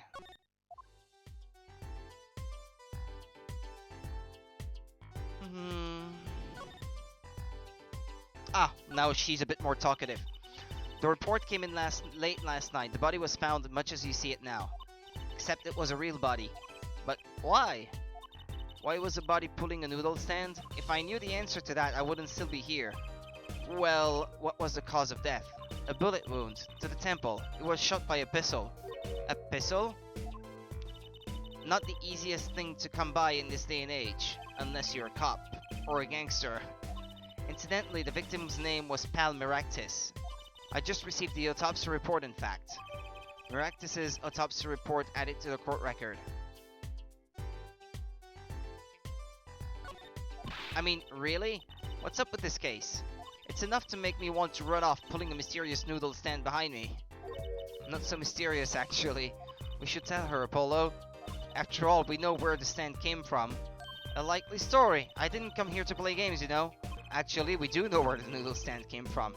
The noodle stand's owner is... this guy. Who's the old guy? This is the proprietor of Eldoon's Noodles, Mr. Eldoon himself. He's famous in this part of town. Not bad, I guess Mr. Wright picked the right kits for the job. That saved me a lot of work. Thanks.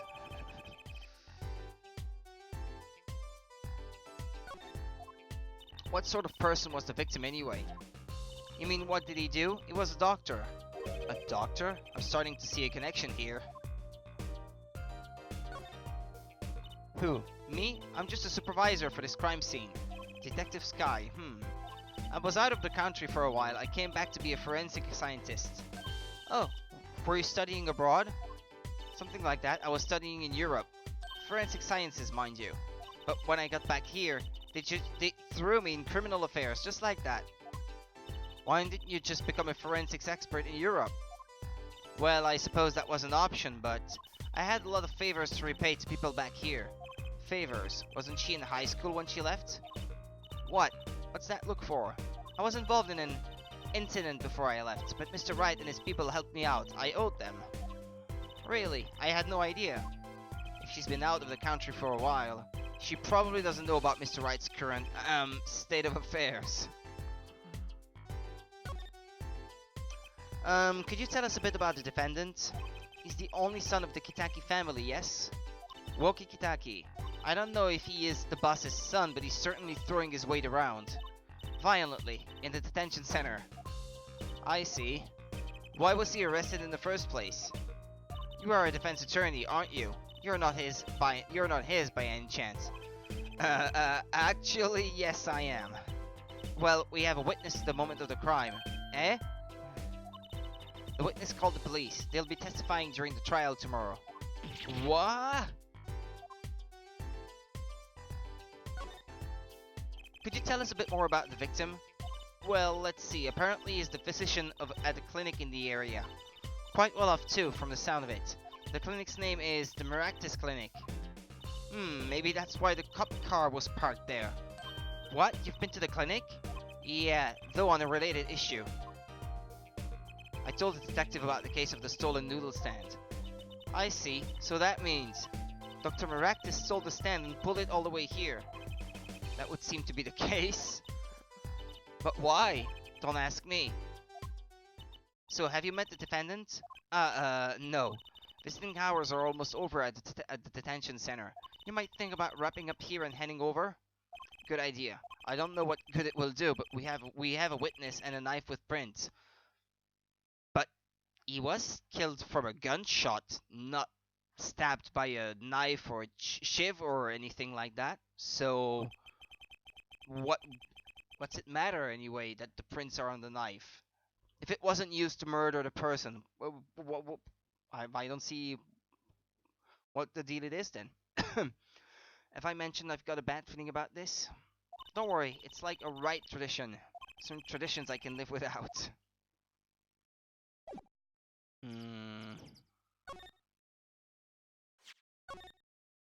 Ah, an attorney's badge. It reminds me of when Mr. Wright was still defending. Everything I have now is thanks to him. Remember, help as many people as you can. That's your job. She's right, Polly. Let's make a difference. Is something wrong? No, nothing. I actually felt inspired for a moment there.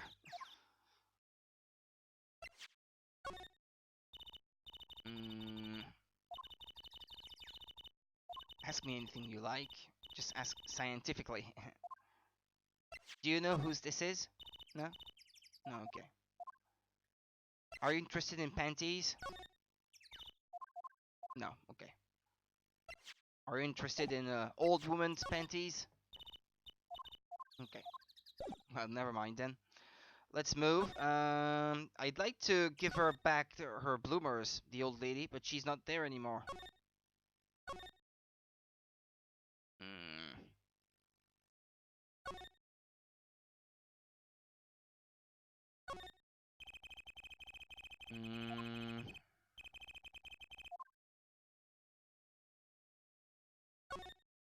An impressive gate befitting the Kitaki mansion. Look at the nameplate, Kitaki. That's so cool. Short and blunt, like any good gangster. Oh, let's change our name. How about WAA? Maybe that's too short and blunt. What do you think? No comment. Okay. Move back to, I think to get to the detention center I have to move from here.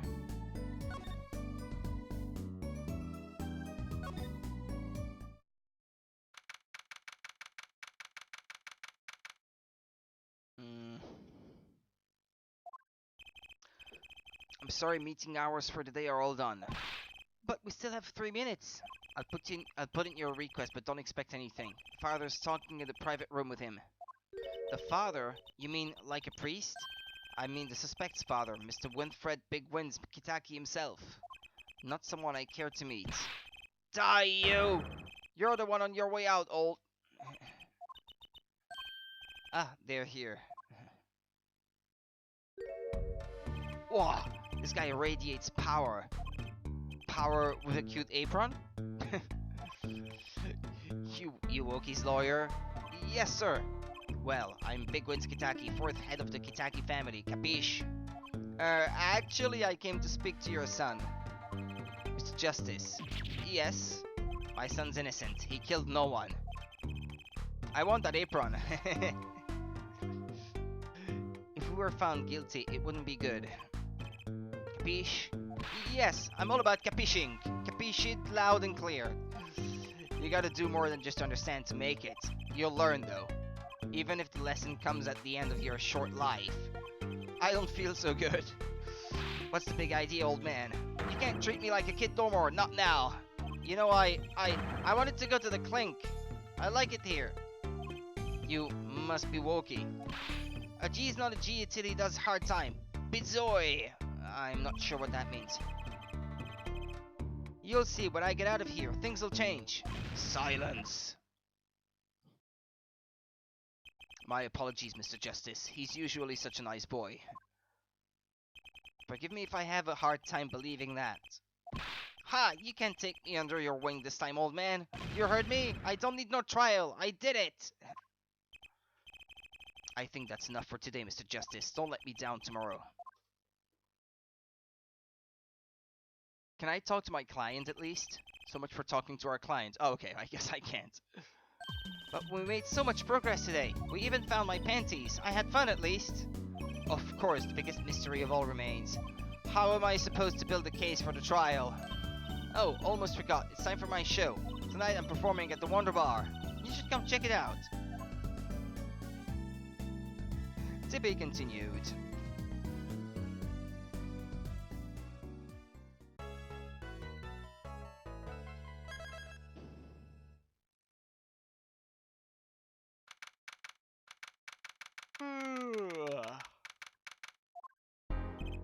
Mr. Wright's not here today. He said his old foot injury was acting up. Old injury. He was all smiles yesterday. Yes, he smiled when he said we'd be fine as long as you're there, Trucy. Yes, fine. We'll be fine. Here comes Justice. I started my voice training at 5 this morning. Oh, do some now. I want to see. Here. Huh. Oh, okay. My name is Apollo Justice and I'm fine. That sounds more like a self-mantra than voice training. I'm fine. I'm fine. You know what I'm saying? Ah, good morning. Yo, sup? Hit me with the guilty verdict. Gee, see if I care. You just hang loose and let things go with the flow. You know what I'm saying? Not really. Okay, don't be running your mouth like that in here. See, that's the difference between me and you, old man. I ain't afraid of no cops. Real G's can't keep it real till they spend some hard time in the pen. You have absolutely no idea what you're talking about. Sounds like they've both been voice training too, Apollo. My worst fears realized. The trial's starting and I still haven't had a real talk with my clients.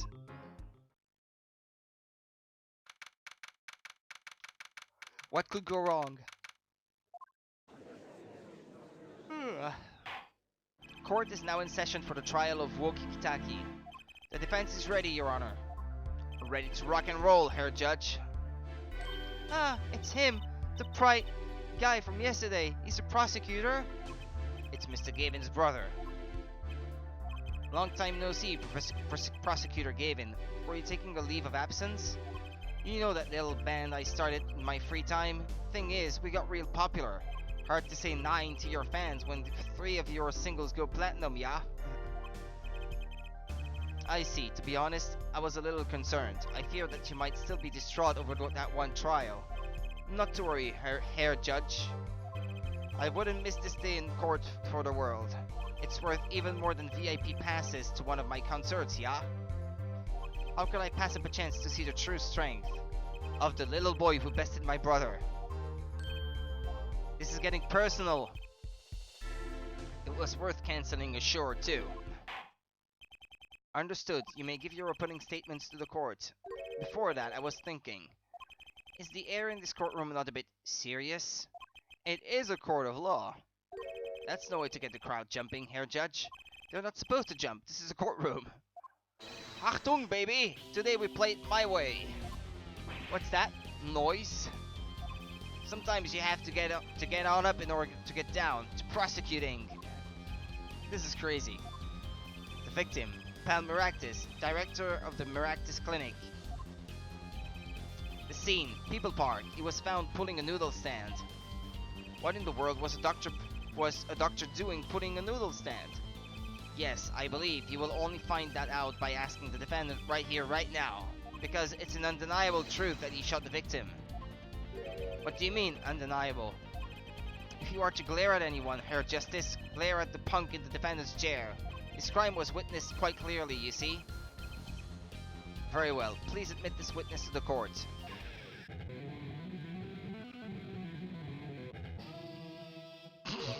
9! Not yet.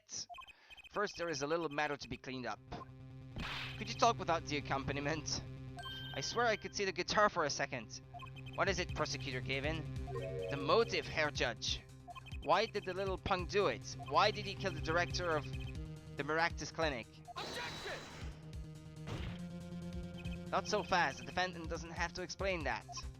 Oh, but what if the defendant specifically requests to do so, as he did this morning? I want to give a shout out to all my homies, I believe he said. What? What is right? They always say that on stage. You should hit the crowd with speed and ferocity. Sounds like got you good, huh, Polly? Well, this is highly unusual, but the court will now hear from the defendant concerning his motive in the crime. So, you, son, are the defendant. Woki, are you? I ain't your son, old man. You step to a Kitaki, you best be prepared to step strong. You step to a public official, you'd best be prepared to step into jail. You got to hand it to him, Woki sure as guts. It's not his guts I'm worried about. Well then, the court will now hear testimony on the defendant's motive. From the defendant himself.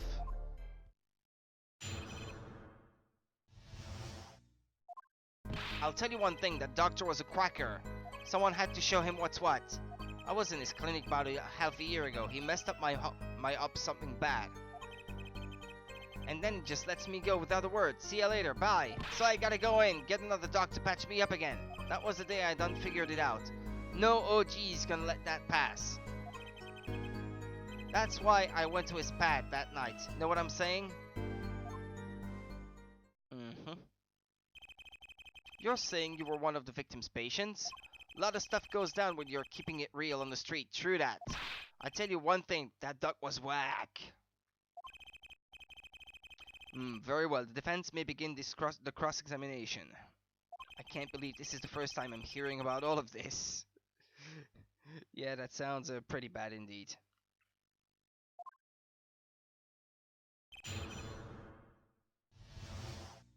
Well, let's have a look at his demeanor. Most of the time, he makes that face. And then, he switches over here.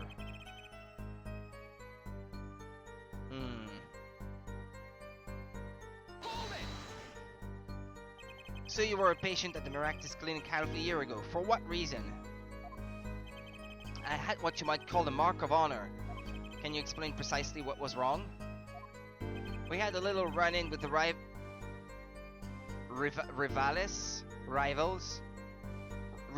I guess. Rivales family. That's when I pulled a jacked move. And ran into an ambush. G busted a cap right in me. According to my sources, you couldn't stand the stress of waiting. And ran in 15 minutes before the appointed time, by yourself. Hey, I was more than a match for those guys. So you were carried to the Maractus Clinic from there. Apparently, it was shot in the heart. Shot through the heart, and you're to blame. Okay, never mind. Shot in the heart, and he's still alive. He can catch bullets between my teeth, but I never learned how to catch them with my heart. The bullet stopped just short of my thumper, you know what I'm saying? I would have been golden if it weren't for that whack dog. Can't even take out the stupid bullet. So, as you say, the surgery was a failure. That ain't all of it, Holmes. Hold on.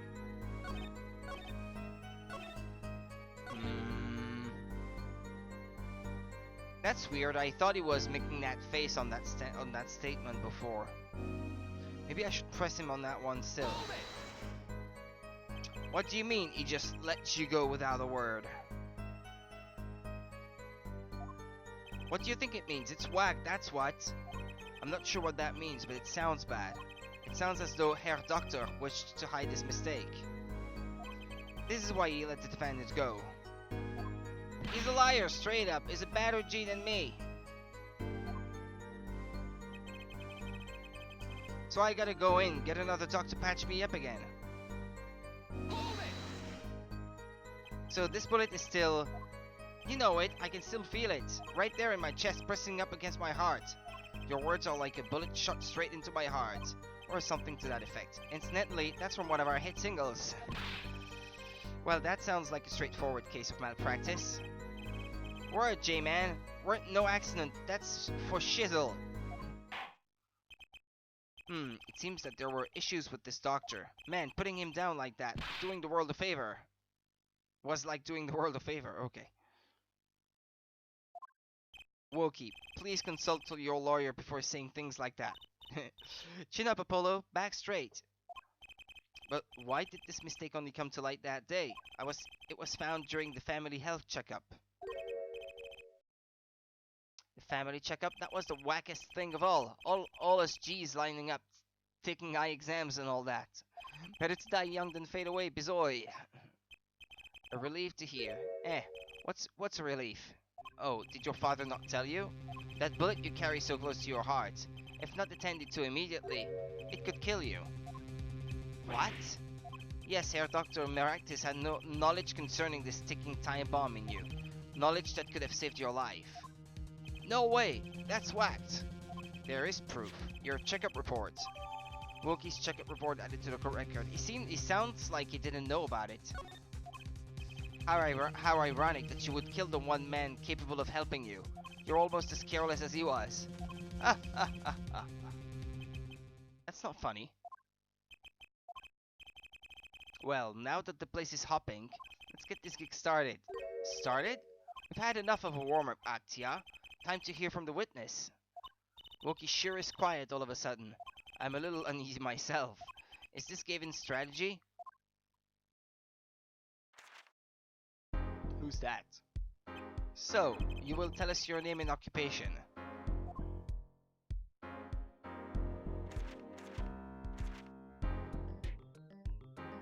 My name is Wesley Stickler.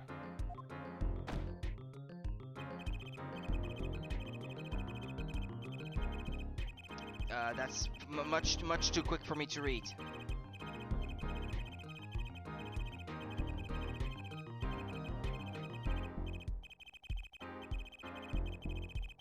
And he keeps going and going and going, by which he means to say that he is a student. A junior at Ivy University, if I'm not mistaken. Yes, in the Department of Science and Engineering. Filled with curiosity for all things, I spend my days in pursuit of truth, honing my... Herr Stickler, please direct said curiosity to the case at hand today.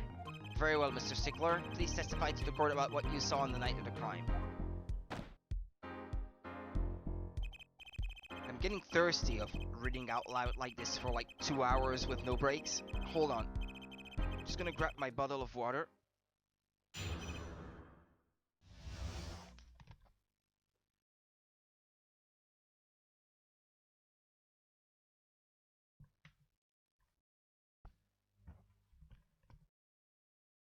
A night in the park.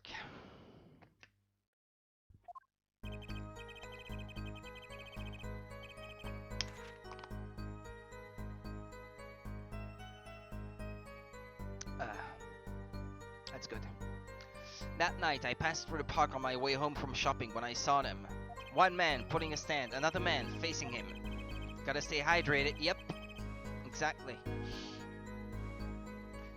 But it becomes even hard to pronounce when your mouth is all dry like this. All pasty. I saw them quite clearly. The man facing the victim was a defendant.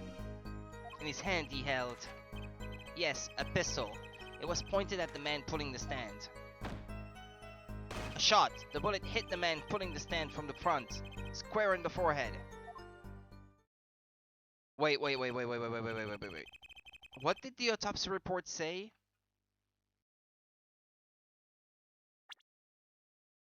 No, not that. To the right temple. It's not quite the same thing. Did he say the forehead? Was there anyone else in the park at that time? Oh, yeah, okay. Never mind. I can say with 100% accuracy that there was not. The pistol our witness refers to is this. The court accepts this into evidence. Pistol added to the court record. Very well, Mr. Justice. You may cross-examine the witness. Trucy, why are you staring like that at this witness? That man. I can't help but feel I've seen him somewhere before. He's the typical, like, stereotypical nerd who can't get a girlfriend, so he goes around stealing panties. Is that the the panty thief? Something like that? Are they gonna go that way with that?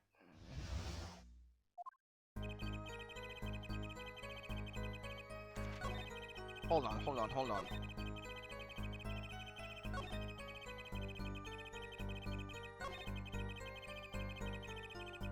Square in the forehead? That's a lie. Okay, well, there's our first lie. Phew, if that's all of it, I think I have a chance. Is that you relaxing? I see. Is that you relaxing? I see, Herr Justice. Objection! Once is quiet enough, Mr. Justice. Apollo, pace yourself. This trial's not over yet. Right. Look at this. The autopsy report. Is there a problem with the autopsy report? Right. A problem. Problem.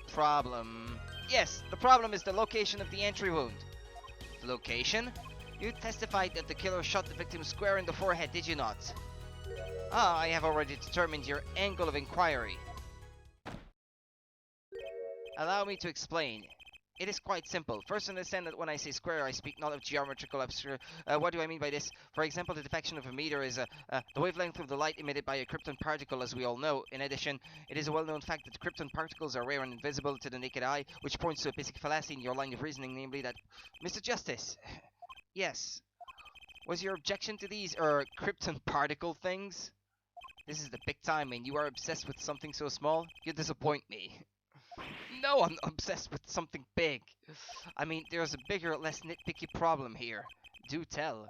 Just look at the autopsy report. The location of the entry wound was the right temple. Temple? Mr. Stickler, you said quite clearly that the victim was shot square in the forehead. That's a contradiction, isn't it?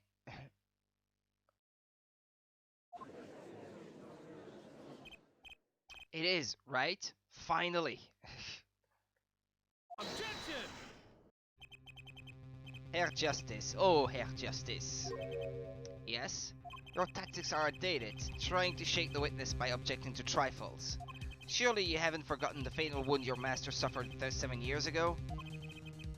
Phoenix Wright, was it? Look, I know the wound was in the wrong place according to this testimony. Here. Hey, Herr Forehead.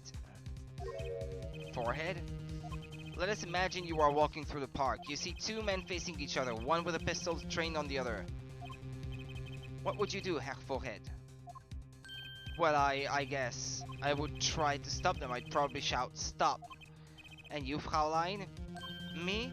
Well, I'd probably scream, "Eek!" And you, Herr Stickler? What did you shout, I wonder?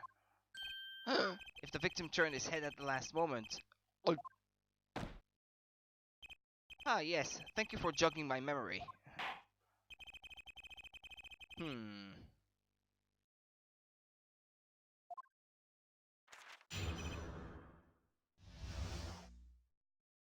A night in the park, too. As soon as the killer raised his pistol, I took action. "Cease this at once, you two!" I cried with composure. The victim turned in the direction of my voice and a shot rang out.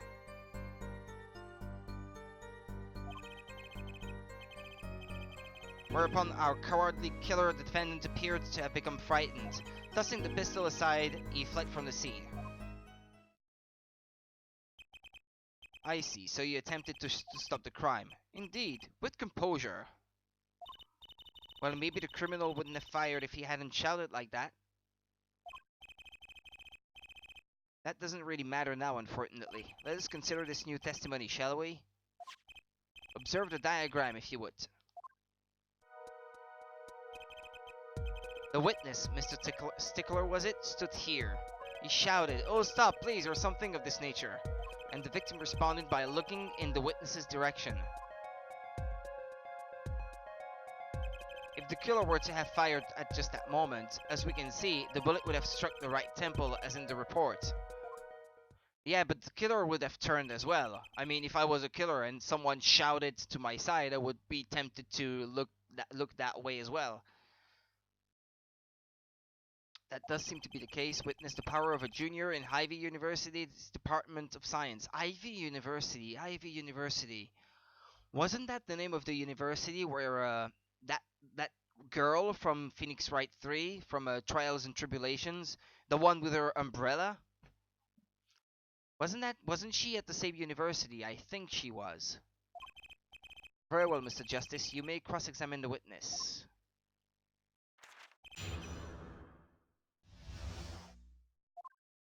As soon as the killer raised his pistol, I took action.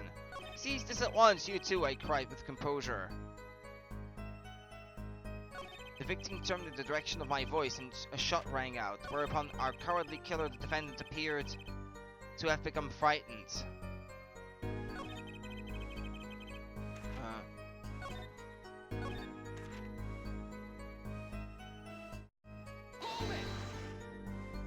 Did you hear the gunshot at the same time as the victim turned?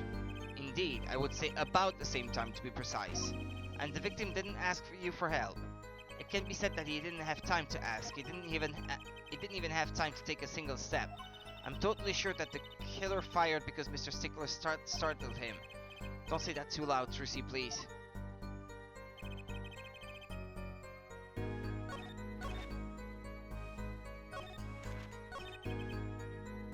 Hold on.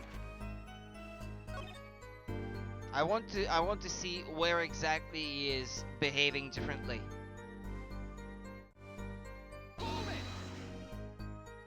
Are you sure both men were able to hear your voice? They were, of course. My high, exquisite voice echoed through the park, and the victim responded to that clarion call. Quite.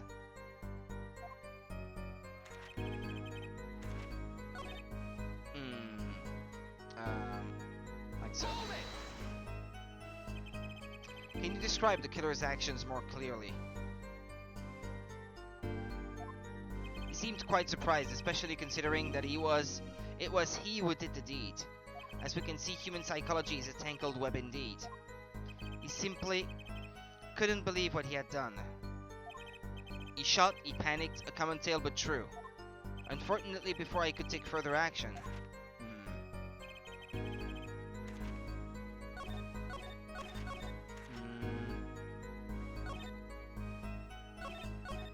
Kira behaves differently, it seems.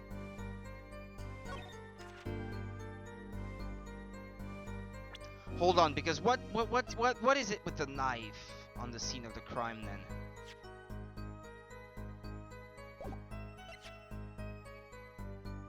Fingerprints were wiped. Okay.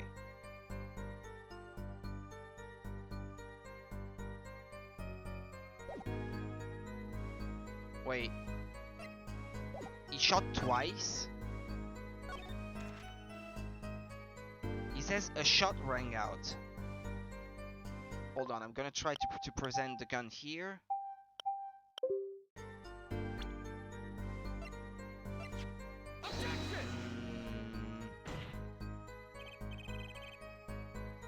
Or maybe it's on the moment where he tossed it, because he only talks about one, then says that the gun was tossed, but he doesn't talk about the second one, so...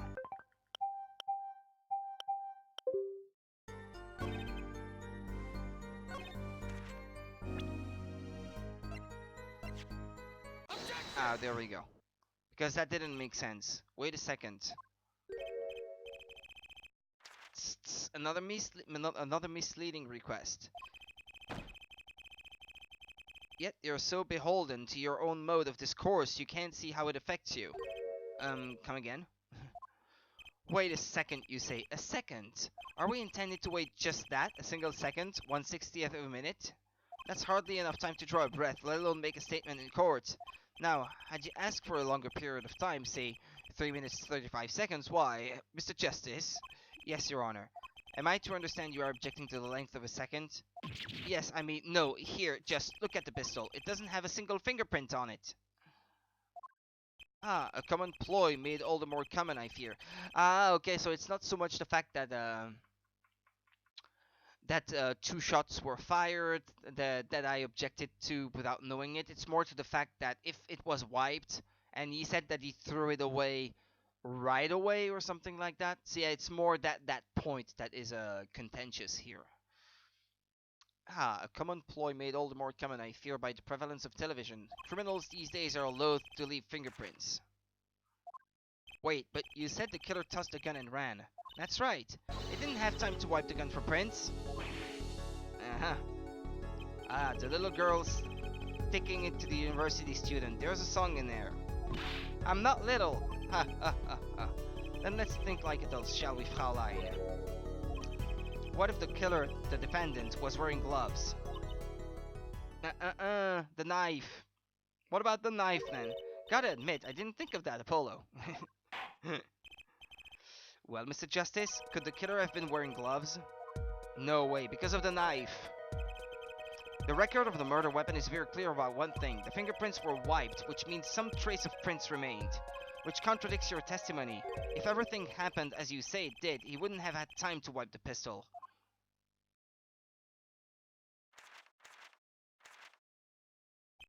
That may be, but it does not change what I saw. The killer, the defendant, he threw down the murderous weapon from his hand and fled. And this pistol was found at the scene of the crime, strongly suggesting that this was the weapon he disposed of.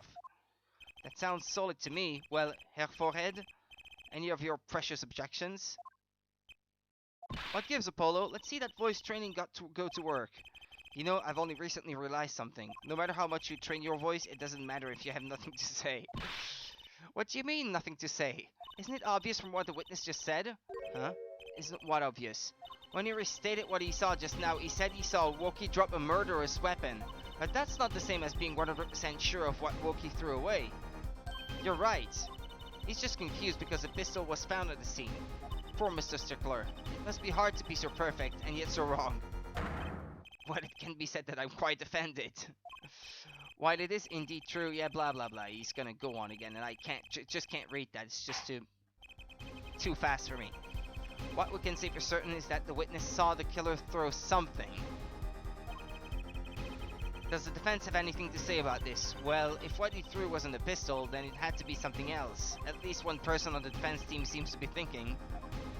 Grr, I'll wipe that smile off your pretty face, Gavin. Perhaps you can inform the court as to the nature of this something else. What did the killer throw away before fleeing the scene? Is that a sword? I saw one of those on the late night movie last night. Great, a sleep-deprived judge. This knife was found at the scene of the crime, with the defendant's prints on it. His prints? This single piece of evidence proves two important things. One, that what the defendant threw down wasn't a pistol. Two, that the defendant wasn't wearing gloves. Indeed. Oh, Herr Forehead, you're forgetting two other things you've just proven. One, that the man the witness saw was the defendant, Mr. Woki Kitaki. Two, that the defendant was holding a knife with the intent of harming the victim. Oh. Indeed, but he didn't harm the victim. Never underestimate the given if is the lesson here. This court is of the opinion that our witness is fond of making assumptions. In that light, I believe it would behoove us to hear about what really occurred. With less assuming, please.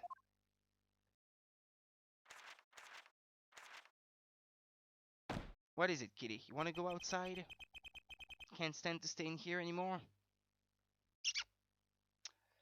It is always the same with you people. Mark left the house on foot, and 5 minutes later his brother left after him. How long would it take for Mark's brother to catch up to him? Assuming that Mark never had to stop for a traffic light. Assuming. Yes, that's what I said. Assuming. As if that were a probable situation at all. Yet here you are assuming that my assumption is no better. What this court assumes is that the witness will testify as to what happened after the shot was fired. Yeah, hold on then. I'll be right back.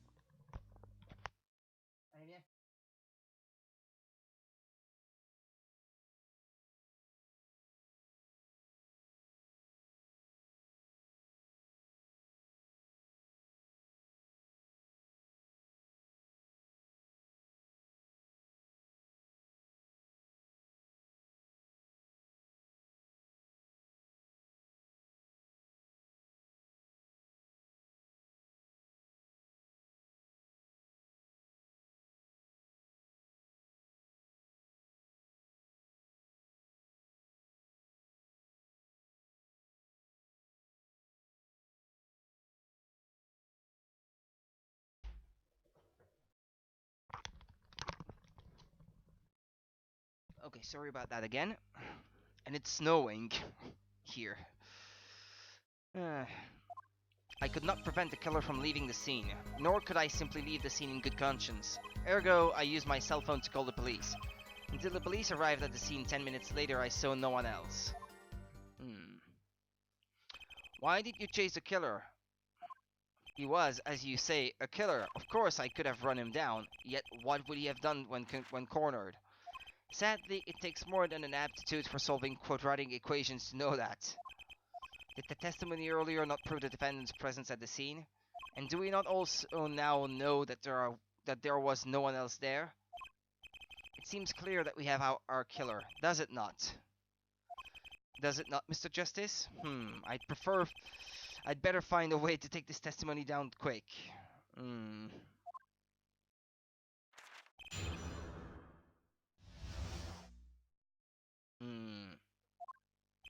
I could not prevent the killer from leaving the scene.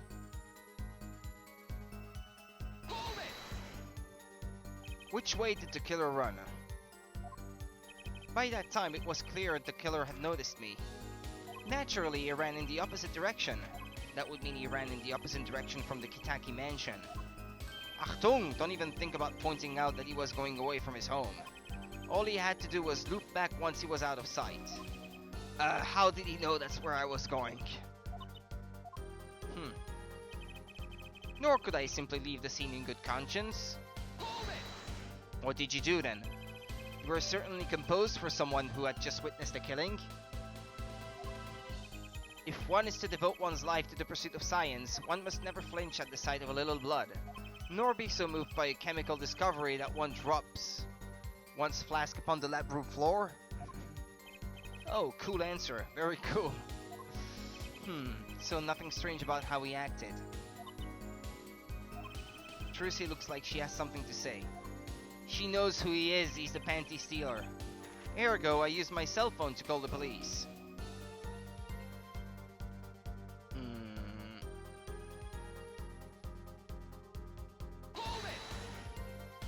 Wasn't your first thought to call an ambulance?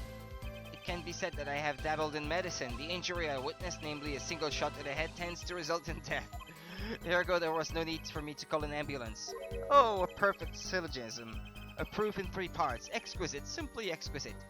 Well, we've seen people being shot in the head survive when the bullet just simply doesn't hit anything vital up there. I mean, people have survived a bullet through the brain as long as it goes through without damaging anything. It's extremely unlikely, okay, but still. He actually looks like he's going to cry. Until the police arrived at the scene 10 minutes later, I saw no one else. Can you tell us in detail about these 10 minutes? I stood in a state of heightened awareness. Anything could happen at any moment. Anyone could appear from any direction. Is that all? No one came. Nothing happened at all. I saw it all, which is to say, I saw nothing. It was late at night. It's not odd to think there would be few people around in the park. So he just stood there watching? Not much to go on there.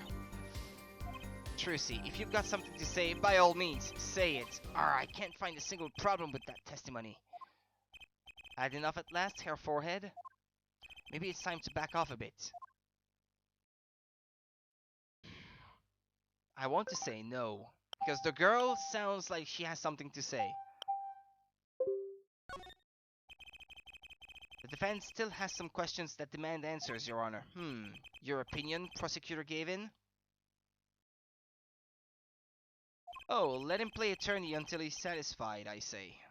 I will amuse myself by composing my next smash hit in my head. Very well, you may continue with the cross-examination. Okay.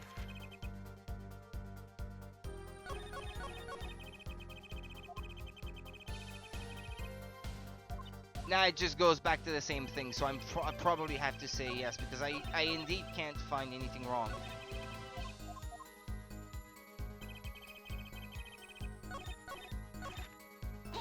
Yeah, it's gonna say the same thing.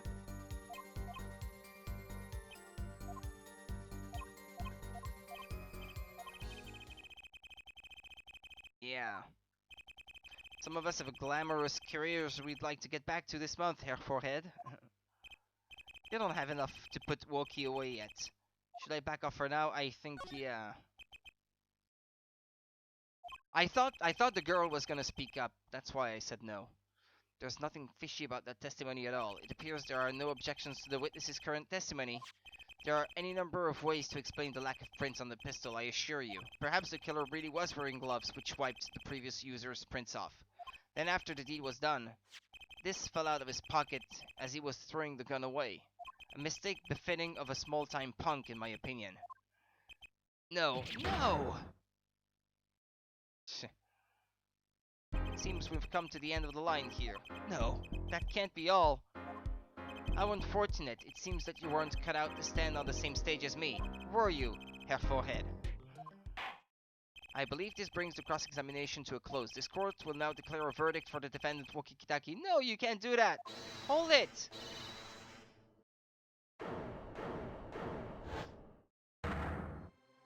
Huh? Trucy! Nobody move. What's the meaning of this? Who are you? There will be no verdict in this court. Not yet. Wait, are you one of the Kitakis? The Kitakis? You mean the notorious gangsters? If you don't want to see me give the pretty little girl a new smile, do as I say. Adjourn the court for 20 minutes. What? This court will not bow to pressure from the likes of... Herr Judge. I see little point in further aggravating this gentleman. Recess, 20 minutes, or I promise you'll regret it. Wait, how did it disappear so fast? Ninja. Come to the defendant lobby, Apollo! I suppose I have no choice but to adjourn for a 20-minute recess. Bailiff, catch that mysterious man.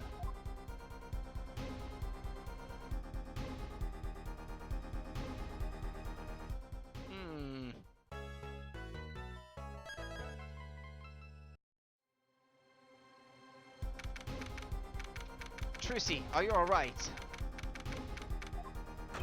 Trucy? Trucy! You move quick, Apollo. Good show, good show. Ah, it was Trucy. Trucy, you're okay. I thought... Don't cry, Apollo. Those good-for-nothing gangsters. There are some things you just don't do. I'm pressing charges. Wait, just calm down, Apollo. Was it a magic trick of hers?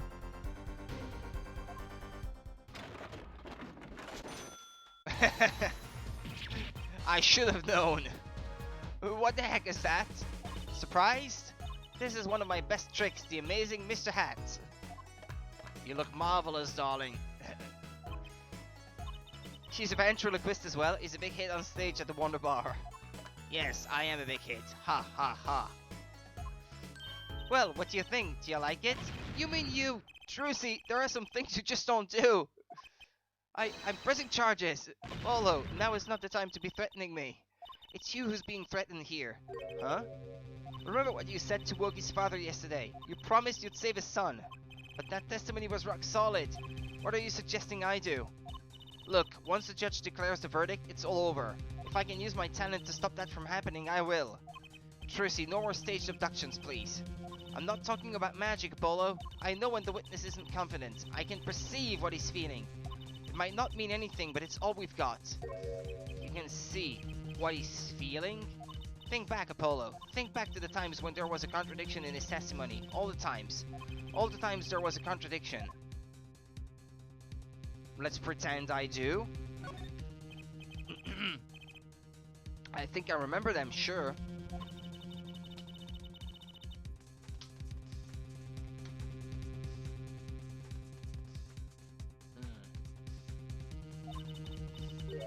Two times, and each time there was a contradiction. In his hand he held, yes, a pistol. It was... What, he pauses? It's the pauses he makes, maybe?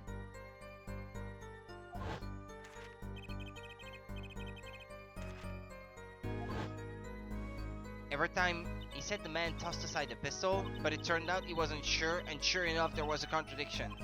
Well, that's true, but how does that help us? Did you notice anything? Whenever he made a statement he wasn't confident in, he displayed a certain habit. In his hand he held, yes, a pistol. It was pointed at the man putting the stand. But shuffling through the pages.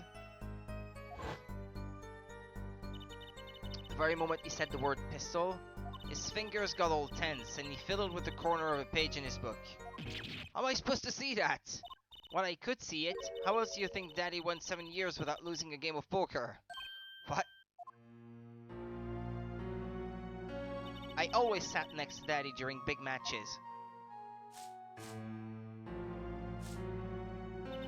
I could see what his opponents were feeling.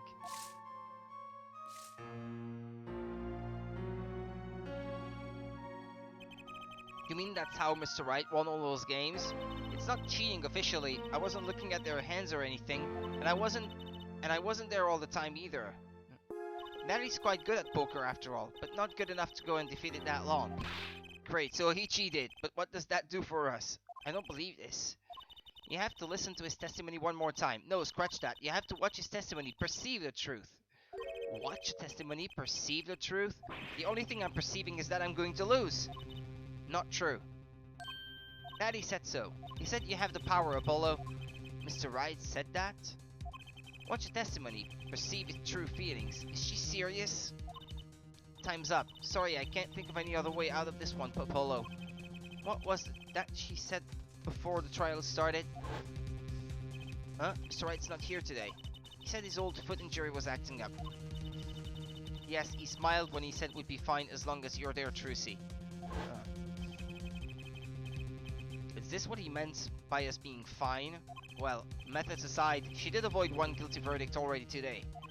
Time to show this court what I'm made of. Get ready for justice. Let's do it. Apollo, you know I'm starting to think I can do this. I knew you could do it all along. Oh, one more thing. Try to cover for Mr. Hat as best you can. I just flew in from the coast and boy are my arms tired. Right.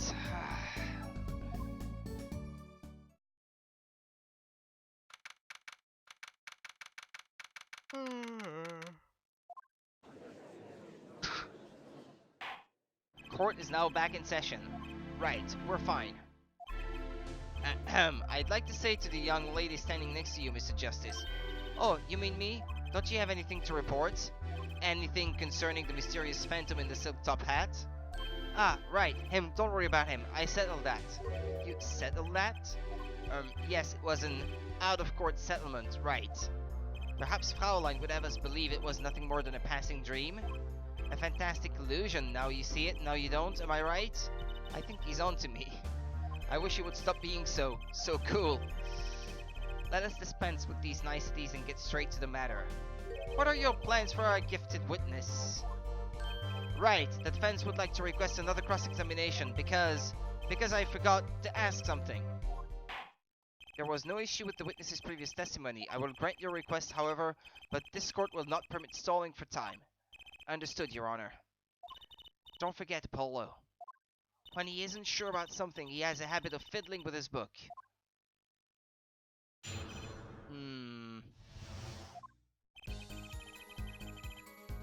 Well, he's not fiddling with it here. He's not fiddling with it here either. Are you sure you used your cell phone to call the police? Is there another moment when he does that? One more time. Focus, Apollo. Find his weak spot. I hear what he says, but I see his expression. Do I have to do something more? Well, earlier I pressed and it did that. Boom, boom. What's this? My bracelet. What's going on? My bracelet feels different somehow. I think Daddy was right. You can see it, can't you, Apollo? You're almost there. Find the weak spot in his testimony. I know this sounds crazy, but my bracelet is trying to tell me something.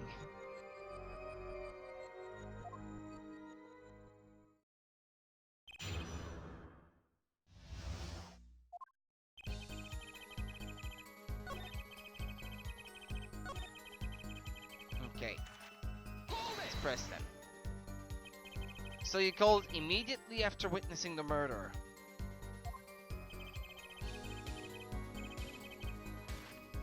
Police undoubtedly have a record of the call. Why not check with them? Wait, Apollo. This has to be it. Wait, you mean his habit? Don't forget, Apollo. When he isn't sure about something, he has a habit of fiddling with his book. The only time he even had the book open was here. Which means that is the place to look for this habit. I don't know how I know, but I know. Know what? It's my bracelet. It's different somehow. I can feel it reacting to something about the witness. Your bracelet? I'm not sure I get this focus stuff you were talking about, Trucy. But I have a feeling that trusting my bracelet is the way to go. Yeah, it's popping up on the touch screen now. Uh-huh.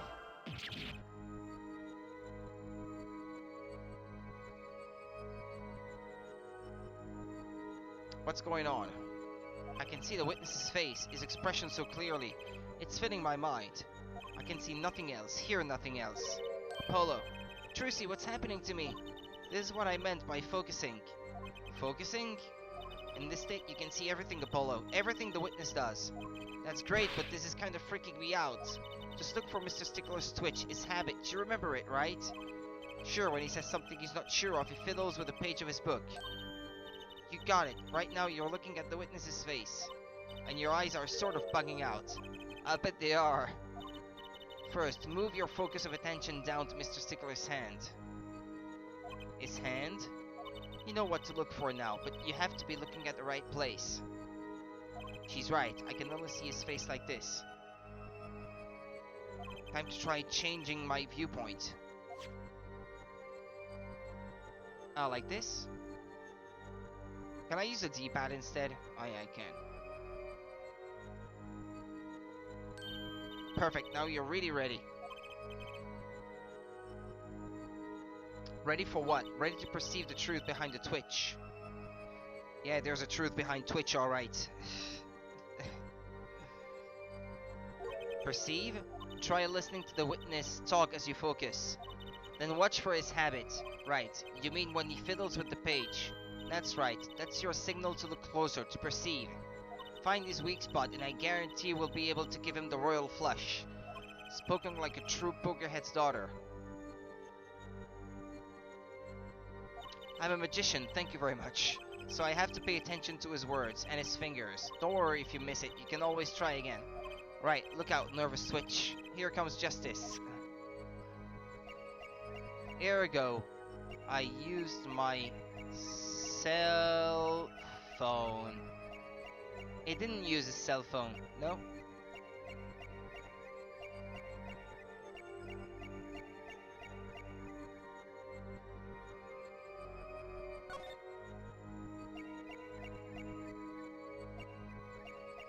When he says I used my cell phone, that's when his fingers are twitching.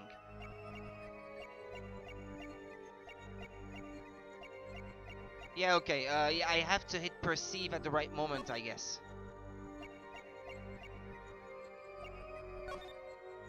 Gotcha!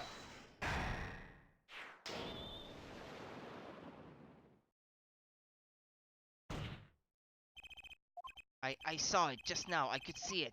Mr. Justice, you have something to say. All this banging on desk is quite bad for my circulation, you know? Mr. Stickler, allow me to ask you a simple question. Why did you fiddle with the page of your book just now? The very moment you mentioned your cell phone. What are you talking about? I'm curious now about this cell phone of yours. Mind if I ask a few questions? What to ask, what to ask. Can we see it?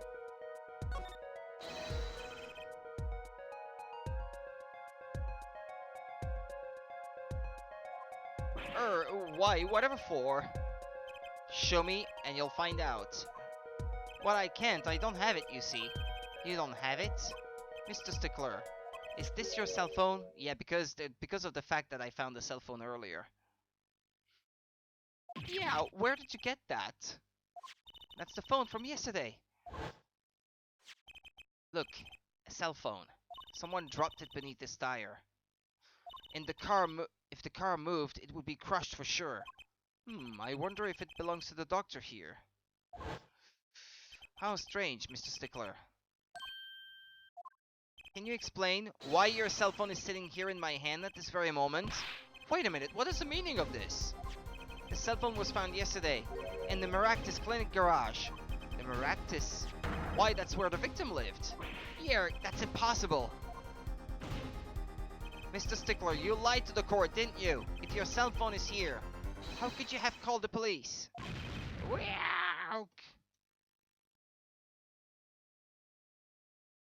It's true, I didn't have my cell phone that night. That is why it can't be said that I called the police from a public payphone. A payphone? So you didn't call on your cell phone after all? Just where was this payphone located, Mr. Stickler? Well, to indicate it with a startlingly high degree of accuracy, it was right around here. That's quite a ways from the park. Make up your mind, Kitty. On my lap or off? But why did you lie? There can be only one reason. He didn't want the court to know he had lost his cell phone, because it was found in the victim's garage. What are you saying? Mr. Stickler, you broke into the Maractus Clinic garage on the night of the murder. His cell phone tells all. But that's ridiculous. That makes it sound like I snuck into this fellow's garage to commit some crime. As though I were trying to kill him. Well, Dr. Maractus was killed that night. Well, yes, but no. This line of reasoning has to be against the rules. Yes, it's true. I lost my cell phone, but you can't prove that I lost it that night. Well, Mr. Justice, if that cell phone was dropped the night of the murder, it does raise considerable suspicions as to a connection with the crime. Now's your chance, Apollo. Connect Mr. Stickler to the crime. Oh, he's already connected enough. I just have to prove it. Well, do I have a piece of evidence that can do the job? Can I prove the cell phone was dropped on the night of the murder? Well, the night of the murder, Phoenix Wright was bumped into by the car. So it wasn't in the garage at that time. So the phone has to have been dropped after the car got back inside the garage, right? Because otherwise it would have been crushed under the car. Plus, if he is the panty thief like I think he is, he must have snuck into the garage to stuff the panties he had stolen inside the exhaust of the car, right? And that's when he would have dropped the phone on the floor of the garage.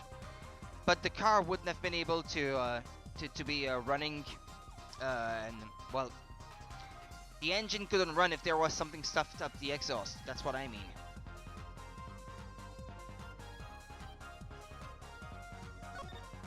Of course I have evidence. Oh, I like your swagger, Herr Forehead. Hit it! The court will see this evidence, since I'm not sure which piece of evidence they're expecting me to show. I'm gonna go ahead and do it like this. The evidence that proved the cell phone was dropped on the night of the murder is...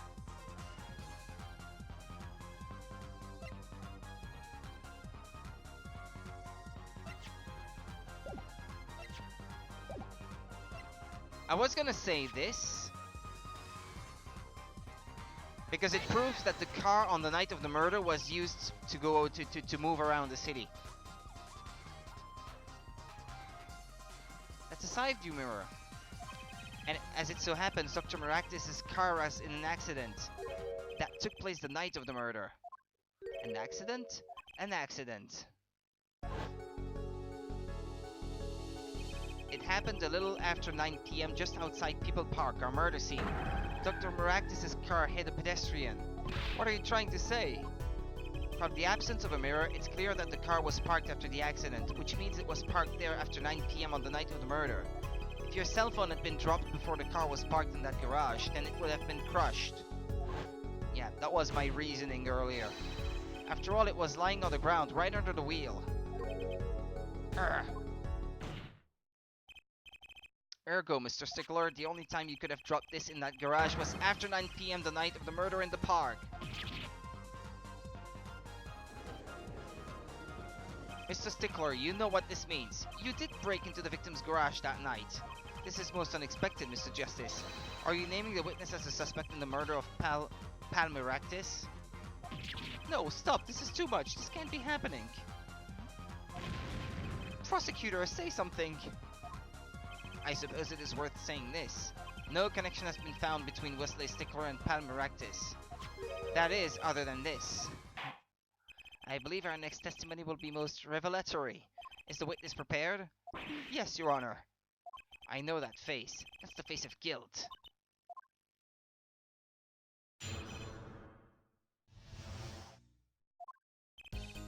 That night, yes, I went to the supermarket. I must have dropped my cell phone on my way back, and when I was walking through the park, I happened to witness the crime. I saw the killer, the victim, the stand, all as clear as day. It was him. I saw the defendant at the scene. Yes, but your cell phone was lying in the garage. Ah, yes, well, as you can see, my model of cell phone has a defect. It is given to rolling. It's quite a pain when I drop it alongside the road, you know?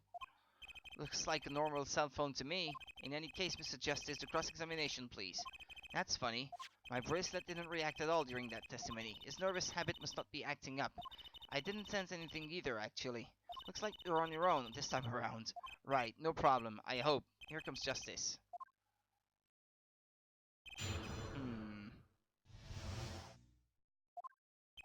That night, yes, I went to the supermarket. I must have dropped my cell phone on my way back. And when I was walking through the park, I happened to witness a crime. Yeah, but this is all the same thing that I was reading earlier anyway.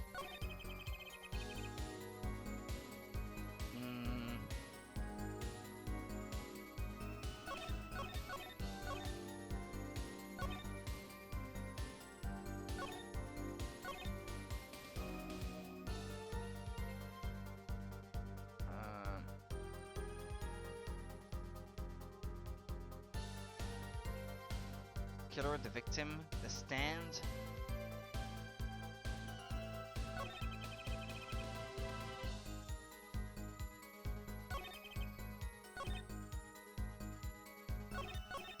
Yeah, no, he's shuffling through the pages at that time too.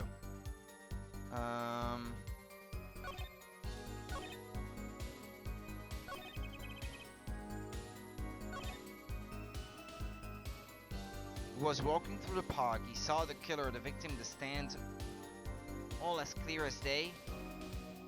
It was dark, so... Is it something about the stands, maybe?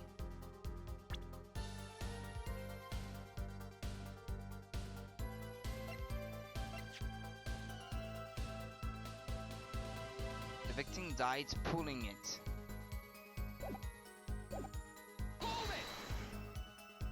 This part of the testimony is the key, I know it. Should I press him about the killer, the victim, or the noodle stand?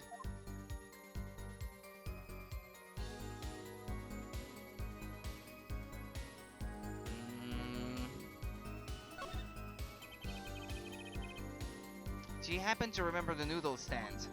Quite well, yes, for a student of the sciences. Keen observation and healthy curiosity are vital. I remember everything. I could even read the sign. I believe it said, noodle. Yes, that was it. For remembering something quite well, it sure took you a while to tell us. And thank you for telling us that the noodle stand sells noodles. Very enlightening. Well, Mr. Justice? Well, it says El Dune, not noodle, on the stand. So he's lying there. So the sign on the noodle stand said noodle. It appears the defense had just obtained a vital piece of testimony. Is this noodle stand's broth really that delicious? I'll have to go sample the wares of one of these myself. Someday? That's what it says. I think that's worth adding to the testimony as well. Whatever sort of noodles that stand sells, it can't match up to IVU's cafeteria. Some apply to the school merely for a taste of our smart noodles. I wouldn't mind a taste of that myself. Actually, I feel hungry just hearing them talking about it. Why, I even remember the sign on the stand. On the stand the victim was pulling, it said noodle. It was him. I saw the defendant at the scene. Hold on. Yeah, I had to present the noodle stand there.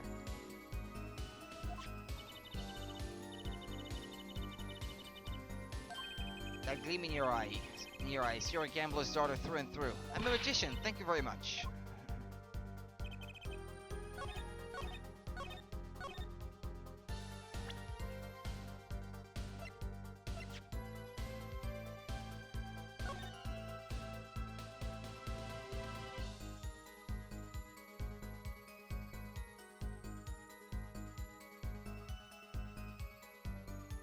But it says Eldoon. What more do you want?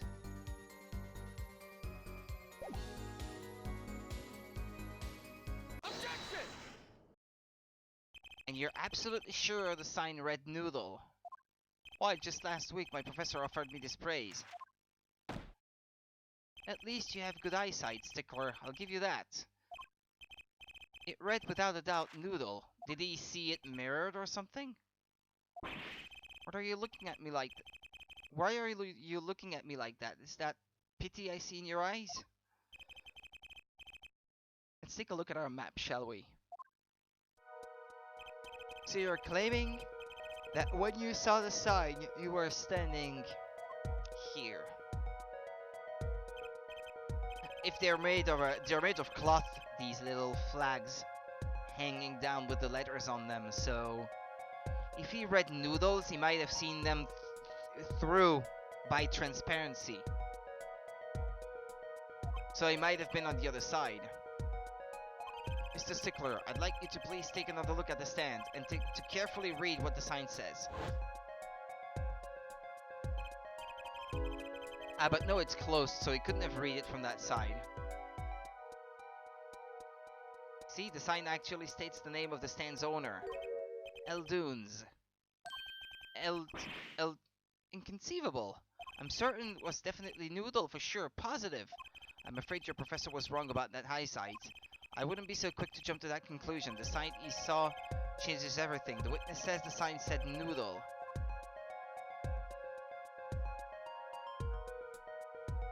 I'm gonna say he saw it right. What would you say if I told you that there is one spot from which the sign would be read the way Mr. Stickler claims?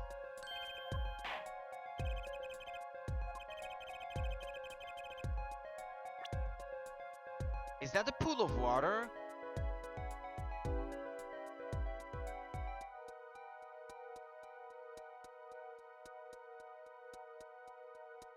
Or a bush? Or something?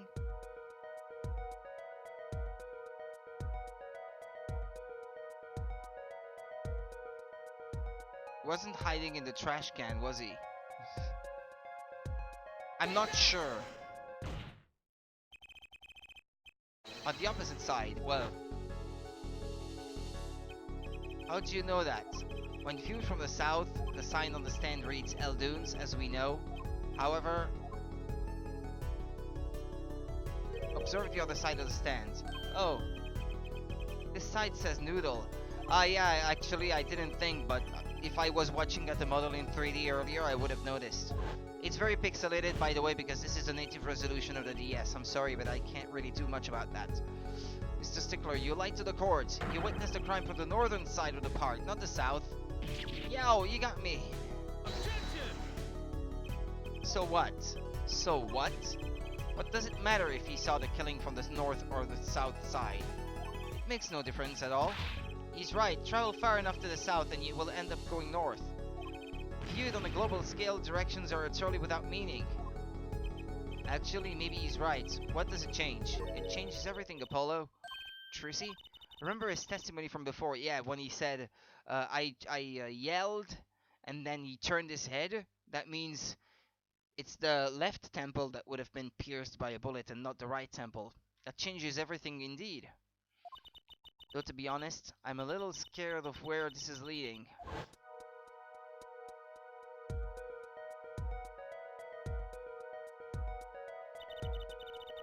The killer and the victim are facing each other here. And at the moment the killer raises the weapon, Mr. Stickler shouts. At which point the victim turns his head to look, and the killer fires his pistol.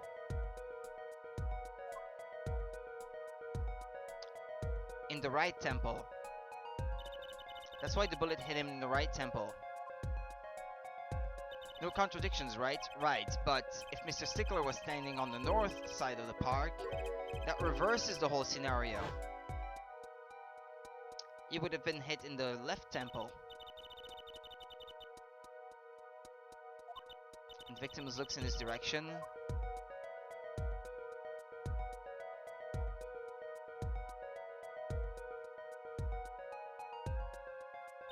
The bullet would have to hit his left temple. Ah. In other words, someone standing at point K couldn't shoot the victim in his right temple. It's impossible. That's right.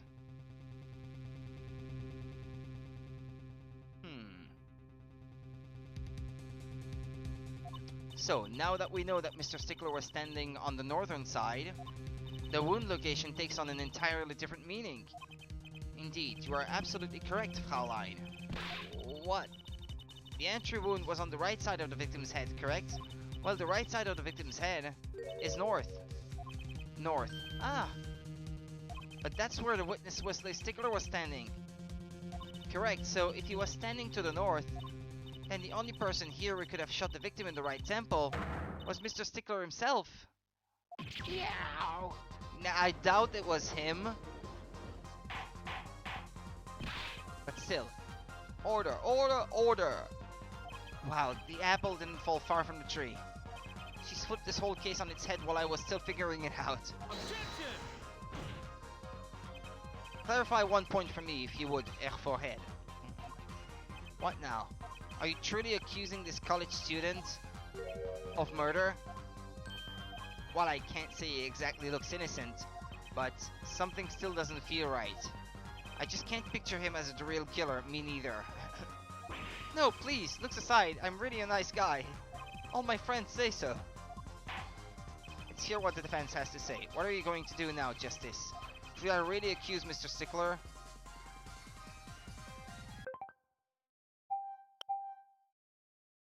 Is it possible that he says he saw everything just to have an alibi so that he doesn't get accused of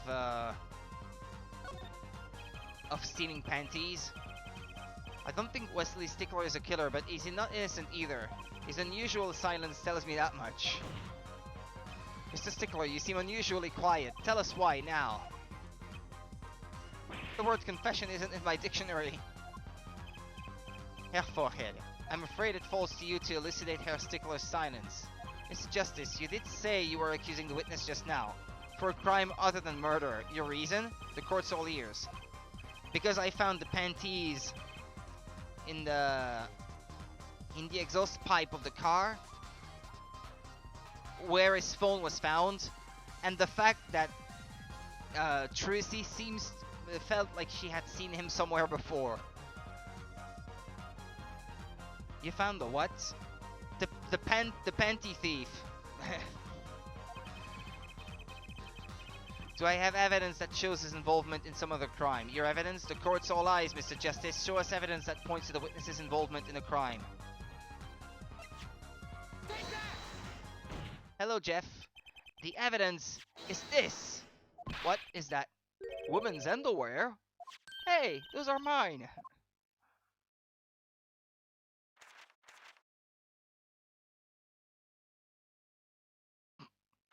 So? Am I right? Please no. Don't look at me like that. Order! Order! Order! Mr. Stickler, while I can't say this comes as a shock, it's not what it seems by Pythagoras' theorem or something. On the night of the murder, just past 9 p.m., a young girl catches a panty snatcher red-handed. Bravely, she gives chase, but the snatcher flees and hides himself in no other place than the Miraculous Clinic garage. Aha! Incidentally, these panties were found in the exhaust pipe of the car there. Presumably, he was trying to hide the evidence of his crime. Ergo, while you may not be a murderer... Hi, Fatal Framing! How's it going? You are guilty of panty snatching in the first degree. Please, hear me out. It's not what it looks like. Order! Order! Order! Mr. Stickler, You should be ashamed. It's not what it seems.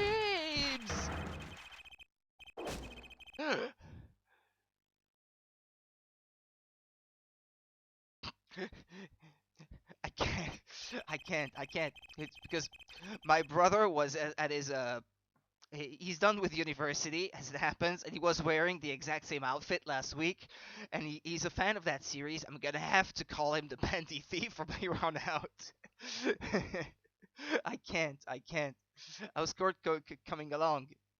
It's coming along nicely. Thanks. I'm gonna have to call my brother by the name of that guy. So are we to understand that you were silent not because you were guilty of murder, but because you lacked the courage to admit your theft of this girl's undergarments? Yeah, to put it in perspective, she doesn't wear those. It's a prop that she uses in magic tricks because she's a magician. So and perhaps you are not aware that my school's name was originally written IV. I stands for intelligent, V stands for valiant. See? Your point? I'm not done. Now, I'm a major in the science department. And what does science teach if not curiosity? Yes, we of the IVU science department are valiantly curious. No challenge is too daunting, and what greater challenge to science than mystery? Come on, you're talking about the girl's panties here. No, you do not understand. The mystery is the unknown, and the unknown is unacceptable. And my friends, when it comes to mysteries, those panties are the promised land. From the moment I first laid eyes on them, I was compelled to investigate for science.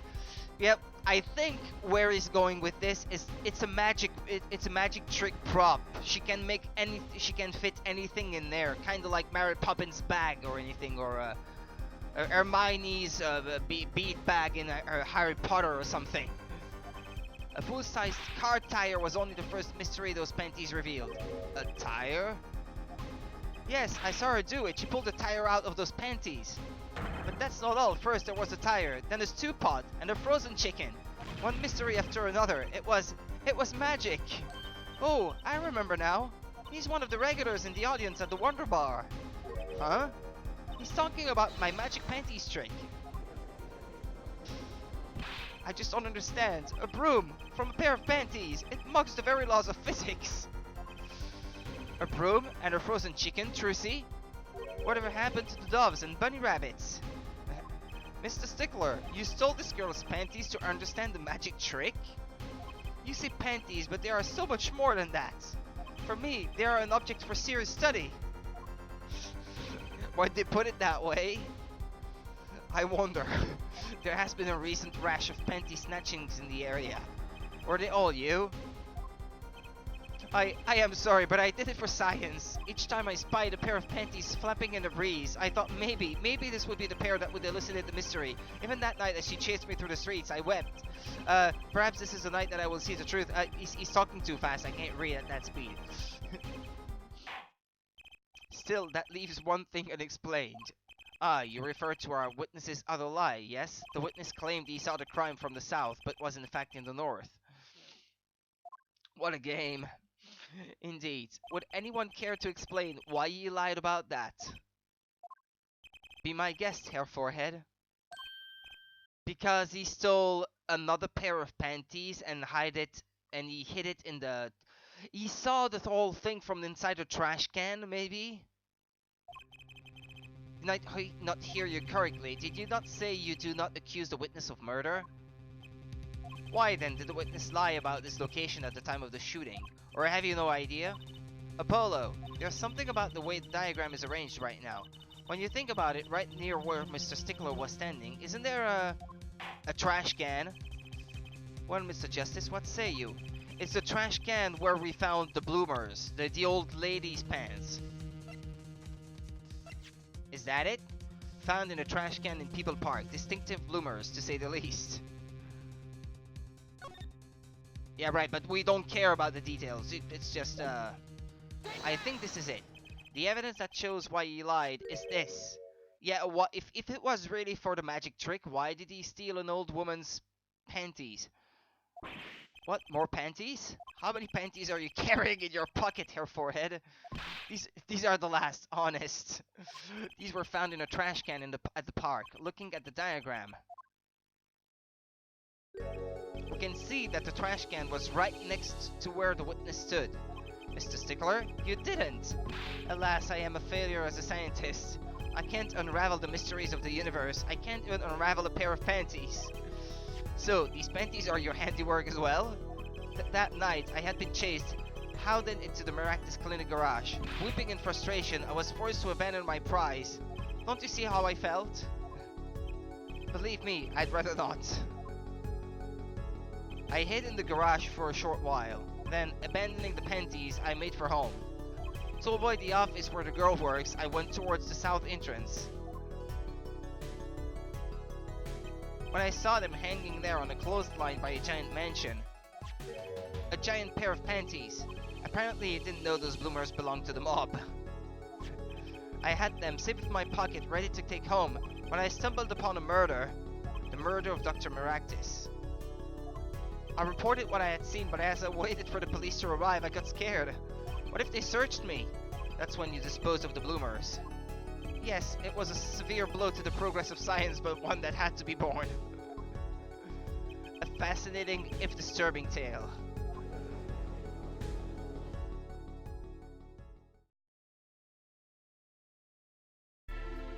I believe this brings today's proceedings to a close, and I'm more than pleased to dismiss this witness for the remainder of the trial. One last thing, if I might. Yes, Prosecutor Gavin? Regardless of where we ended today, some vital points were made. Namely, that the defendant Woki Kitaki was at the scene of the crime, and he was pointing a weapon at the victim. One more thing, Woki Kitaki has a clear motive. Indeed, the defendant Woki Kitaki is still the prime suspect in this case, the only suspect in fact, assuming there was no one else on the scene at that time. Yet the mystery remains. The location of the wound in the victim's right temple has yet to be explained. The court requests further investigation from both the defense and prosecution. Yeah, baby. No problem. Right, whatever. Very well, this brings the trial for the day to a close. Court is adjourned. Well, he's not proven guilty yet.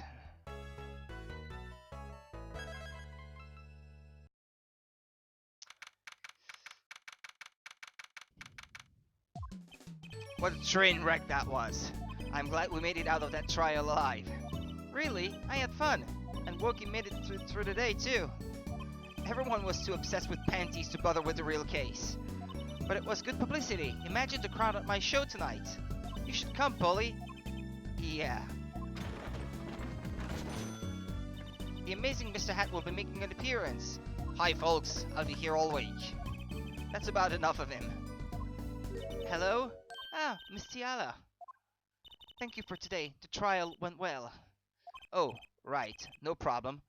Do you think Woki will be okay? Well, he's not guilty yet. Please, you have to help him. We're supposed to get married next month. Oh, congratulations. Yeah, way to put the pressure on a guy. Please, let me know if there's anything I can do to help.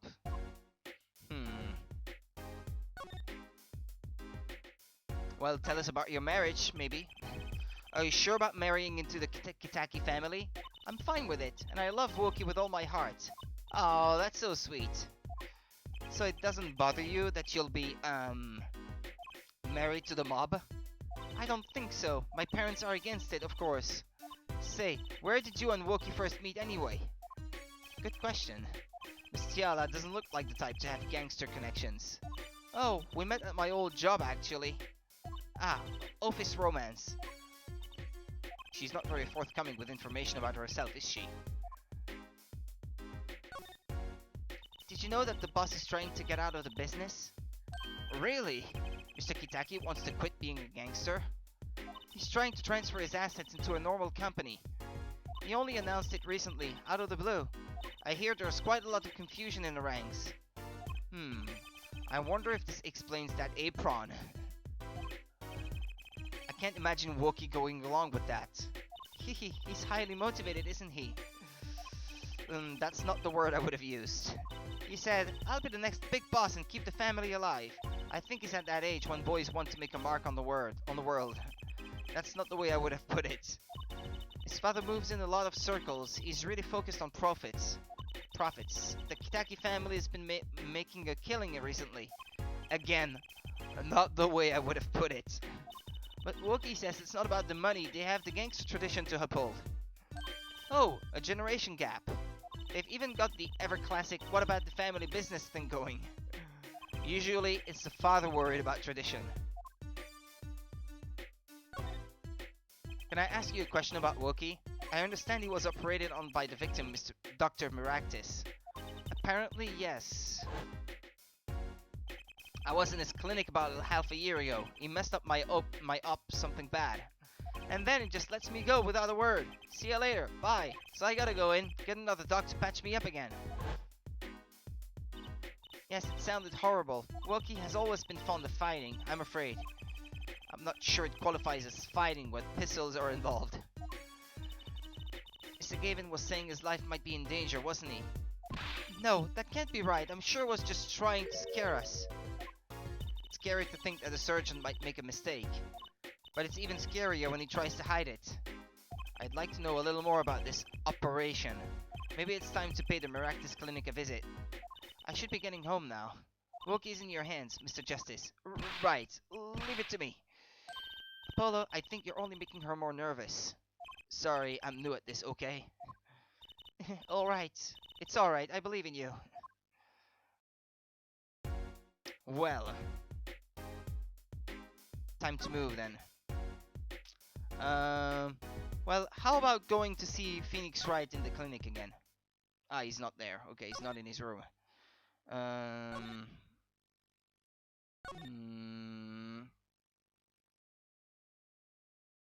Oh yeah, I still haven't told him. Oh, he's not there. The guy that I found is a noodle stand. Move.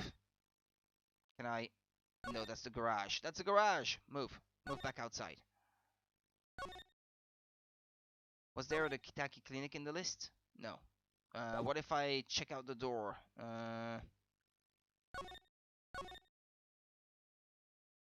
Yeah, examine. The front entrance to the Miractis Clinic. The walls and posts are so highly polished I can see my face in them. Wait, my hairdo is a little flat. There, perfect. How do I get in?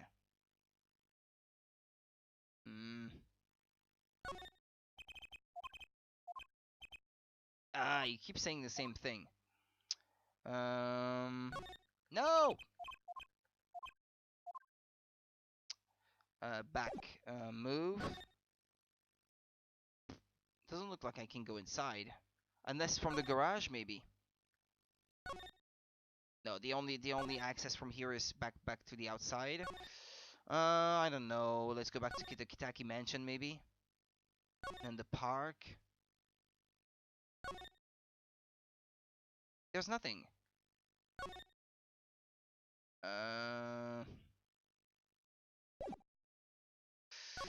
This is frustrating. Move back to the office, maybe. Maybe I need to talk to my assistant. No? I know I can't talk to her. Man, jeez.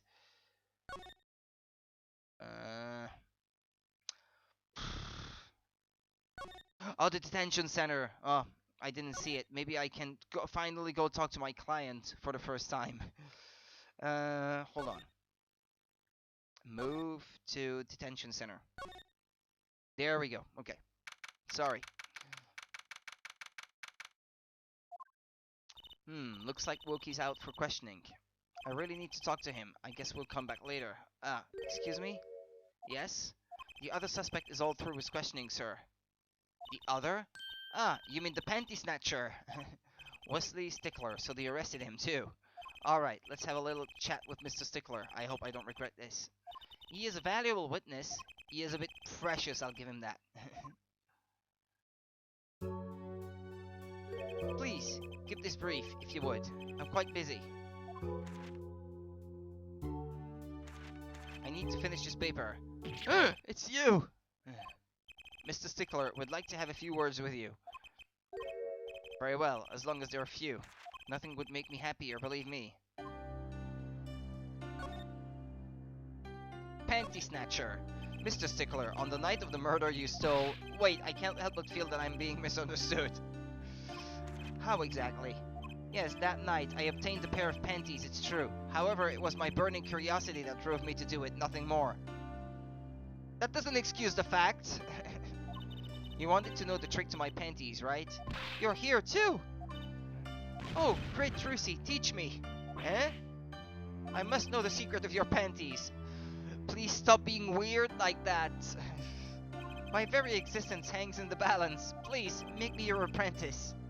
Apollo, help? I don't know, I think you make a great, lovely assistant. Don't say that, Apollo. Jeez, could you relate what you saw the night of the murder to us one more time? Why not, though it hardly differs from the testimony I gave in court. The defendant was there in the park that night. Of this I'm quite certain. Was pointing a pistol, or something like that, at the victim. That's when I shouted, "Stop, you two! Let's resolve this like gentlemen!" And the next moment a shot was fired. And this is all true? Really? My panties are gone, my innermost heart revealed. What further reason could I possibly have to lie? I can't think of anything you want to hide more than panty snatching. True. It sounds like Wokey was at the scene of the crime after all. How I wish it weren't so.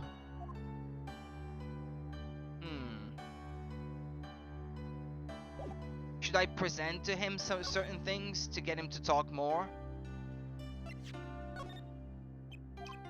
Fine, ignore my evidence, see if I care. I wonder what he's thinking. On second thought, let's not go there.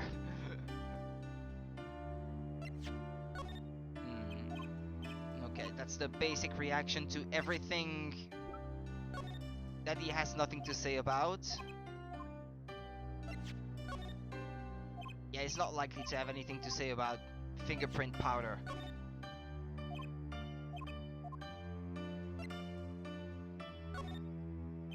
Okay, he has nothing to say about this. The stand. You saw it the night of the murder, right? Okay, he's ignoring it. The pistol. He has nothing to say about it. The bloomers, then. Okay, he's ignoring everything. Well, that leaves Trucy's panties. That's it! The mystery! The unanswerable riddle! Actually, they're just a normal pair of panties. What? How is that possible? It just takes practice, that's all. Then you must teach me, you must! To think, if I could produce a pencil, an eraser, a textbook, and a lunch. All from a pair of panties, my life would be complete. He's serious, isn't he?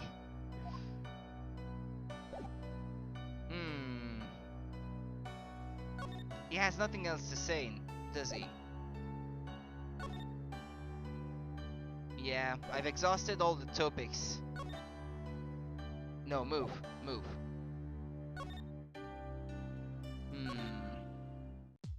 Ah, I can talk to her now. Is everything that Panty Snatcher said was true? It doesn't put Wokey in a very good position, does it? It was at the scene of the crime, that's pretty clear. There's got to be a different angle on this. Well, let's get investigating. No time like the present. So, any leads? One moment. Shazam! Alakazam!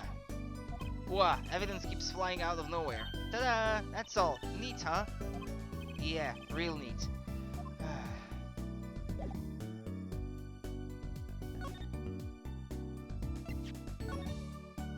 What is it, Polo? Oh! You want to see a magic trick, is that it? Okay, watch while I make that piece of evidence disappear. Forever! Yipes! No thanks, my bad. Okay, well let's move somewhere else. Maybe now things will have changed. Is Phoenix at the clinic? No, he isn't.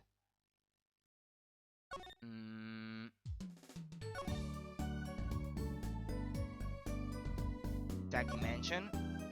Ah, there's something new here. Hey, we have your bloomers, lady. Yipes, she's back. Hey, you two, over here. Us?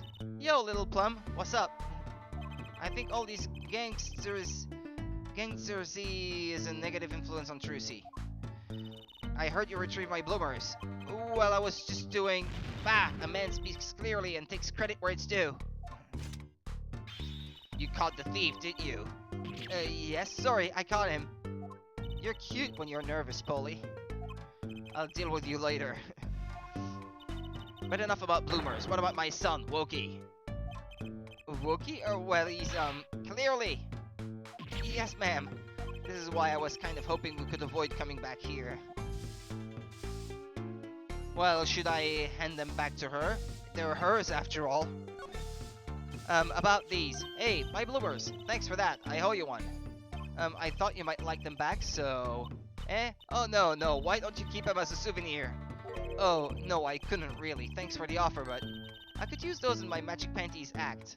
I'll pull chips and pieces of Godfathers out of them. Great, now your props are going from bland to dangerous. Okay, well, let's talk then. He's really everything you'd expect in the boss's son. I'm going to be a gangster, dude. Life does have an appeal for that age, particularly for boys.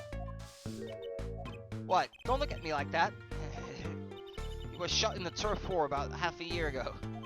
Yes, we heard the story from Oki. But he didn't tell you the whole story. You know, even if he had a pistol then, he couldn't have shot anyone. What? He acts like he's hard, but he couldn't shoot someone to save his life. I should know, I'm his mom. Her words do have a certain weight to them. Hopefully, when this is all taken care of, he and the boss can sort out their differences. The boss? You mean Wokie's father? They didn't seem to be on the best terms, did they? It's true. One of our pistols is missing. So the murder weapon was from this mansion. We kind of figured, given the difficulty of obtaining a gun these days. None of the rank and file have access. Only the boss, myself, and Wokie could have taken it. I see. I'm sure the cops will continue tromping all over the mansion because of this case. Maybe this is a sign that it's time for a change. She doesn't seem too concerned, at least. Alita Tiala. Yeah, Wokie's fiancé. They're getting married next month, correct? I suppose. She's been staying over lately. You don't look too happy about that, little plum. How'd you guess? Even I could tell that. Could you tell us more about her? Wokie brought her home one day. Says he wants to tie the knot. I can see why. She's so pretty. Oh, she's pretty enough, but, you know... Nah, it's probably just me being suspicious. Stay in this business too long. And you start to only see darkness in people. You get a nose for it. A nose for people. A nose for trouble. I wonder what the problem is. It's like a gangster's only version of female intuition. Father and son. The boss may act tough, but that boy means the world to him. But Wokie seems, well... Seems like he's against his father's position. Ah, it's to be expected. We're in a bit of a transition now. Trying to cut our ties to the shadier side of the street and do more of the up and up. Wokie isn't too enthusiastic about the change, it's true. But why the change? Is the gangster thing just not paying the bills? It pays, but we need a lot of money right now. Clean money, that is. I see. Something must be up. You'll see things the way the boss sees. The boss sees them. Someday. Well, it seems like I've exhausted all the potential topics of conversation with her. Let's try to park this time. And there doesn't seem to be anything new around here, so let's move back.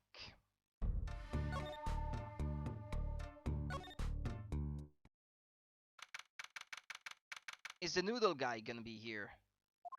Hey, it's Mr. Eldoon. Oh, Mr. Eldoon. What's wrong? So, you found my stand. That's why I'm here. To thank you. Ah, but now it's a crime scene and they won't let me have it back. That's also why I'm here. I got no other place to go. Ah, I see. How can a noodle stand be a crime scene? That's what I don't get, Trissy doll. Even in death, he's after my neck, I tell ya. Bah. Can't even cook an honest noodle. Key? Even in death? You mean the victim, Dr. Maractis? I tell ya, it's enough to drive a man to make his soup even saltier. Remind me never to eat his noodles when he's in a bad mood.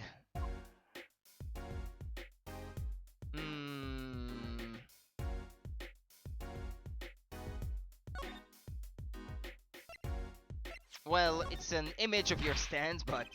That's right, Sonny. When are you bringing my stand home? I'm ready. Can't you see I'm ready? I guess. Until that stand is back home, the case is not closed, you hear me? I think I'll avoid talking about his stand in the future. Right, okay.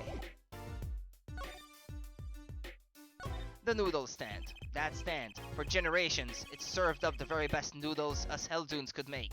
A tradition of noodles and salty broth. It's more than a stand. It's history, I tell you. Watch what you say or it might become true. That's a great story, Mr. Eldun. A single stand passed down from generation to generation. Of course, to be honest, I didn't plan on doing it. That's right, you said something about that. About you rebelling against your pops, was it? Good memory, Trucy doll. I was a go-getter back in my day. Until my fiend friend next door butted in. In the end, I was left with nothing but this dusty old stand to earn my fortune. Mr. Eldun, I don't mean to pry, but what exactly did you do before you became a chef? Was he a doctor? Bah, let old noodles lie, that's what I say. I'm starting to get an idea of what he did anyway. He stole my dreams and left me with nothing but noodles. And now, I don't even have that! What's his connection to Maractus Clinic?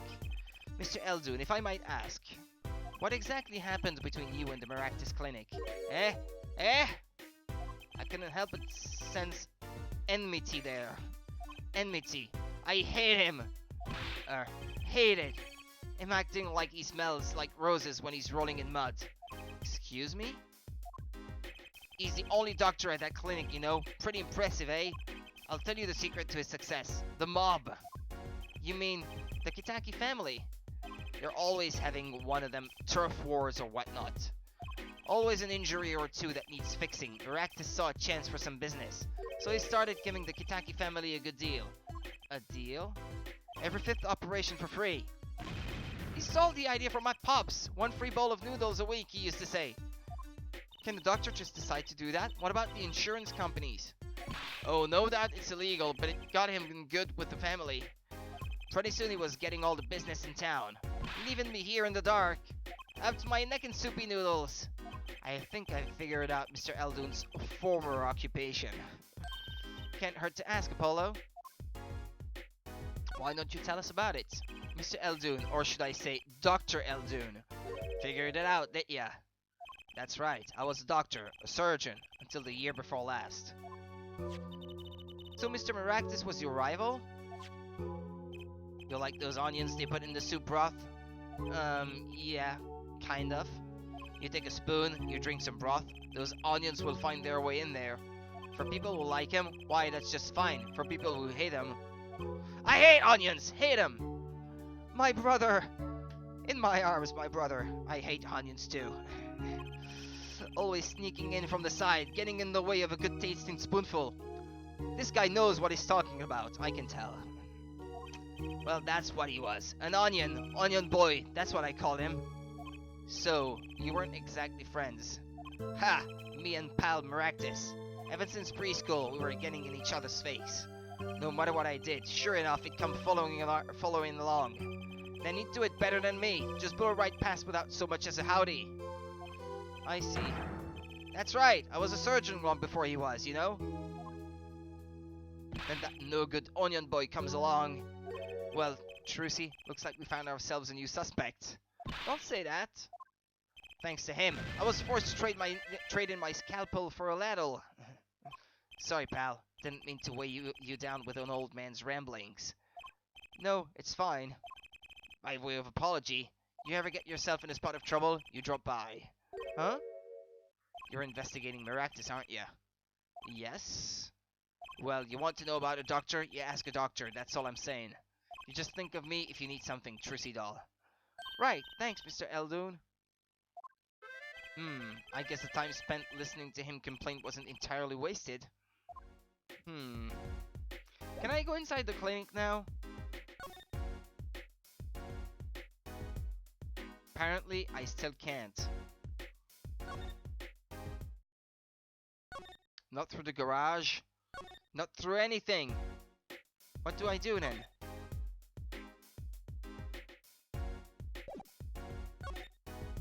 Well, we've got to check out this clinic, that's for sure. Ah, finally. Okay, that's what I was trying to do all along.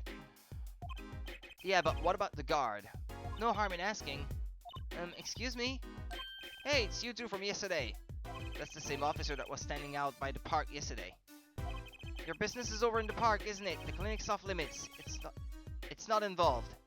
But what part of off limits do you not understand? Show me proof that the clinic is connected to the incident in the park or beat it. No harm in asking. No gain either. No point in sticking around here, I guess. Oh, what if I present him that report or something? Yeah, checkup report. He's a doctor. If there's something fishy about it, he should be able to tell. No? Oh, okay, well, no, never mind. I had that idea. It didn't amount to anything.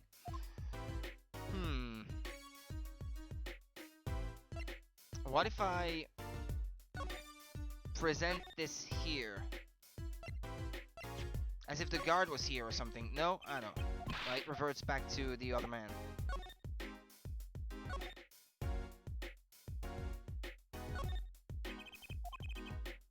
Nah, he's still talking about his hairdo. Okay, well, let's try somewhere else then. I'd like to see Phoenix Wright if I can.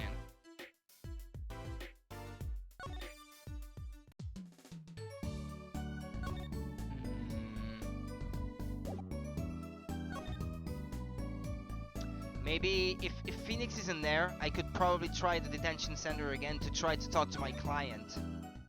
No, okay, Phoenix isn't there. Move. And detention center. Ah, okay, there we go. Something new.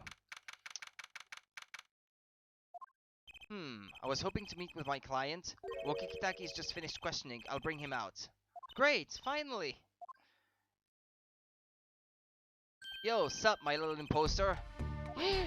What did you call me? Kazam, it's you! Sorry, G. Thought you were Alita.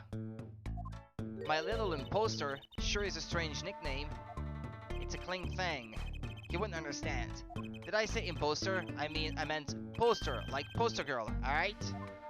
If you're going to drop part of that, why not drop poster and just call her a girl? Cause she's so much more than that, gee. She's like an angel, a fallen angel. So, what can I do you for? You don't look so chipper today, Wookie. Worried about your heart condition, maybe. That was the wackest thing of all. All of us G's lining up, taking eye exams.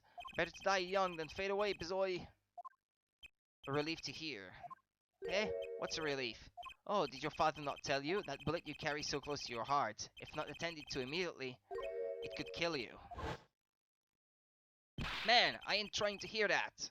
A man fights to protect what's valuable to him, you know what I'm saying? I miss my fallen angel. Hey, you go get Alita for me. You're my lawyer, aren't you? Lawyer, not gopher.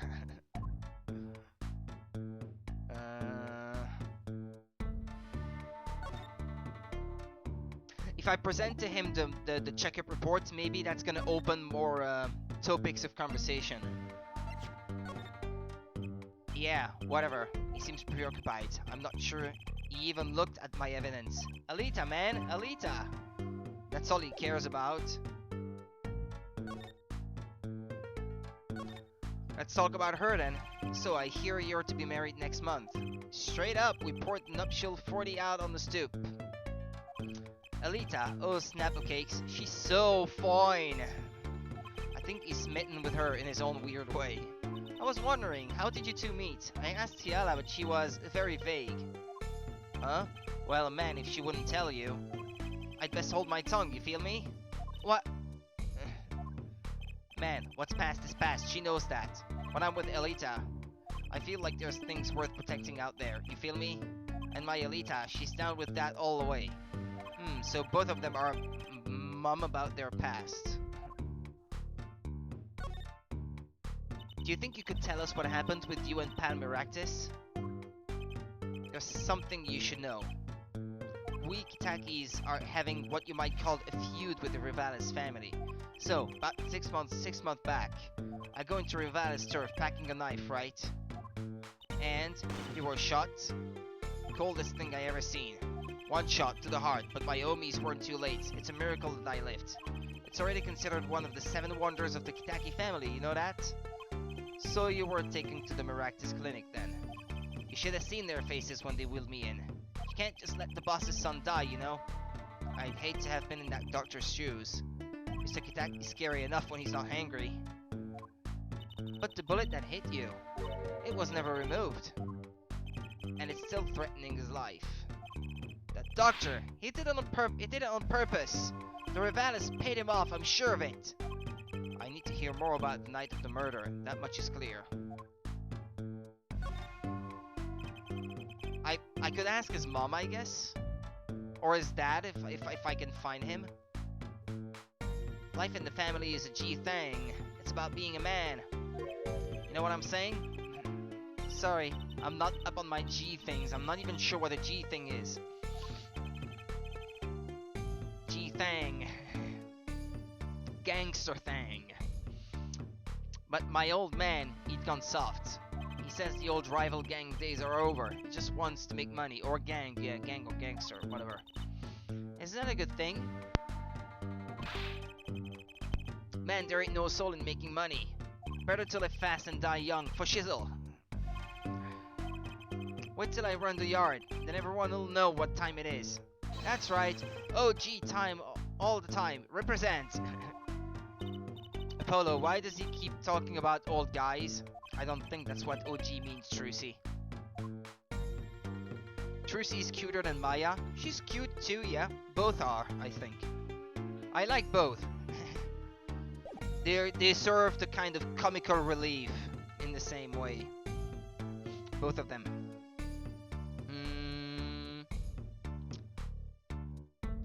If we're done talking, maybe I can try somewhere else. Is there anything I can present to him to get him to talk about it? About these weapons, the pistol and the knife. They belong to the family. I snuck them out that night. So the killer, Mr. Stickler, says he saw that night was... I guess it was me. I was there after all. We're finished. Yo, Wookie. Do you think you could tell us exactly what happened that night? You don't beat around the bush, do you? I like your style, shorty. Maybe no. There we go. Finally, we get to hear his own version.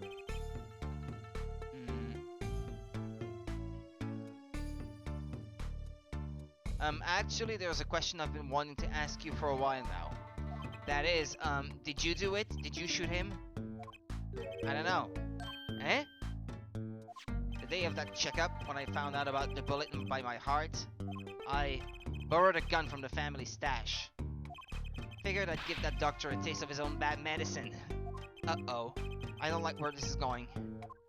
But you were carrying a knife, weren't you? Oh, that. Yeah, well, never can be too careful, I say. So, I'm on my way to the clinic, right? When I run into him in the park, and he's dragging this noodle stand behind him. Wait, you didn't put him up to that? Like, you know, in the movies, if you value your life, you bring the stand. Shorty, you're more whacked than I am. That's saying something. But I was serious. I know she was. That's what's funny. The thing is, I don't remember what happened next all too well. You don't remember? But the way I see it, if there wasn't anyone else there that night, then I guess it probably was me who did him in. You know what I'm saying?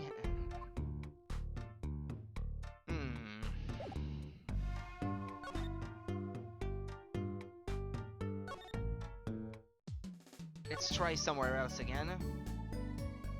Phoenix still in around? Oh, okay.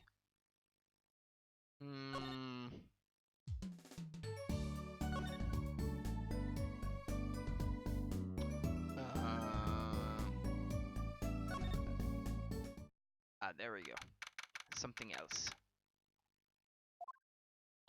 Look at that crowd over by the park. Probably people trying to get a glimpse of the crime scene. But why are those girls screaming? I think I just heard one say, "Oh my god, it's him!"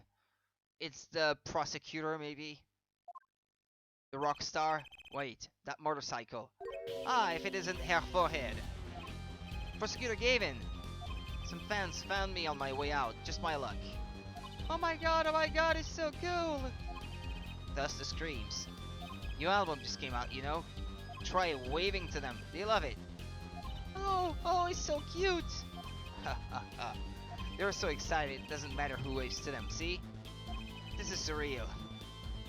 So you were here investigating? And I was on my way home, when my hog gave up the ghost. Your hog? My motorcycle won't start a clogged exhaust pipe. Too bad, it looks like such a nice bike too. Hard to believe that it could break just from that. Ah, it's my fault. I think I was using the wrong oil. Cars and motorbikes, they're all the same. Plug the exhaust and they won't run. Ah, machines, tell me you share my angst. Her forehead? I ride a bicycle actually. Ah, heh. In any event, I'm off to the shop to get her fixed. The detective in charge of the scene isn't fond of me in any case. The detective? You mean the one in the lab coat? Yeah, she's in a foul mood too. Be gentle. Auf Wiedersehen, baby. Oh my god, there he goes! Okay. Well, if Emma Sky is around, she might be worth talking to. And the forecast for the park today, gloomy skies. Well, nothing to do but head on in. Let's hit the park, Apollo.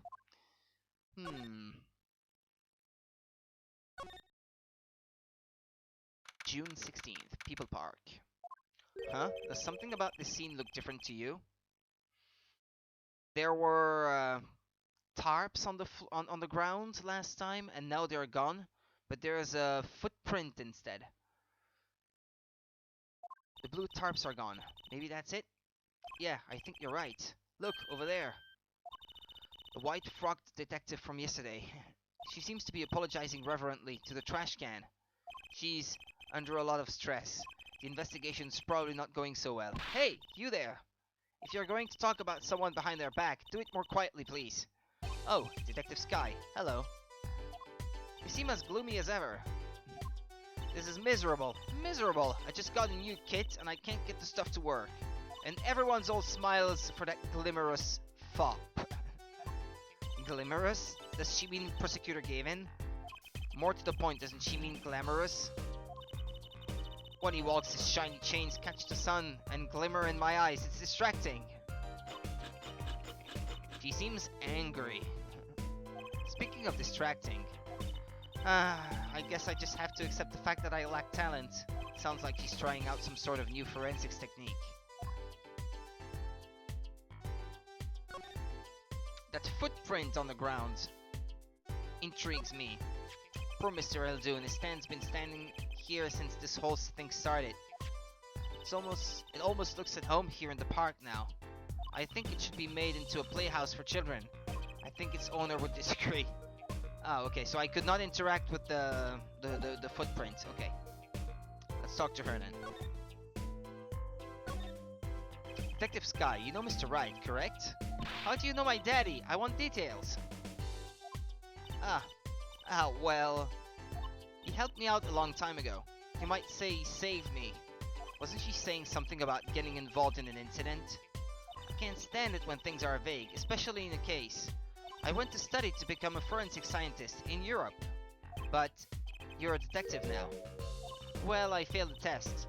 But you know, rank and title don't matter. What matters is what's inside your heart. I've always thought that too. And my heart is full of science. That's why I bought this kit through mail order. And I'm going to test it here before the forensics team arrives. Are you sure that's okay? I won't lie, I'm not fond of the man. Those glamorous types always rub me the wrong way. Glamorous, right? A prosecutor should be cool of wit and furrowed of brow. Less glamorous and more simmerous, you know? No, actually, I don't. Well, that and what happened 7 years ago. Prosecutor Gavin was the one who stripped Mr. Wright of his attorney's badge. What? Really? He was the one? You mean you didn't know? I thought you were one of his boys. I'm neither a boy nor one of his, but let's see what she has to say. What exactly happened 7 years ago? I never actually heard the details. Then investigate. It's better you learned it for yourself anyway. That means talking to Phoenix, but is he gonna be back in his room now at the hospital?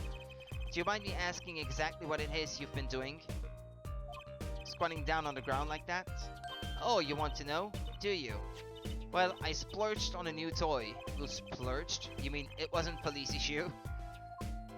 What is it? I see a roller and glue. This is a footprint analysis kit. Footprint. It was raining on the night of the murder, which means that footprints were left. Oh, does that have anything to do with those blue tarps? Right, the ground was muddy, so I had to protect it as it was that night. Ever wanted to know exactly where someone was standing? Like your panty-snatching student witness, for instance? Aha! So with that kit. Right. What? Want to try this stuff out? Huh? Are you sure? I mean, we're sort of on opposing teams after all. Oh, psha! You're friends! And, to tell the truth, I'm not so good at doing this. Guess I'm a little clumsy. I could use your help. Oh, I'm good at stuff like this. I used to make magic bunnies out of paper mache.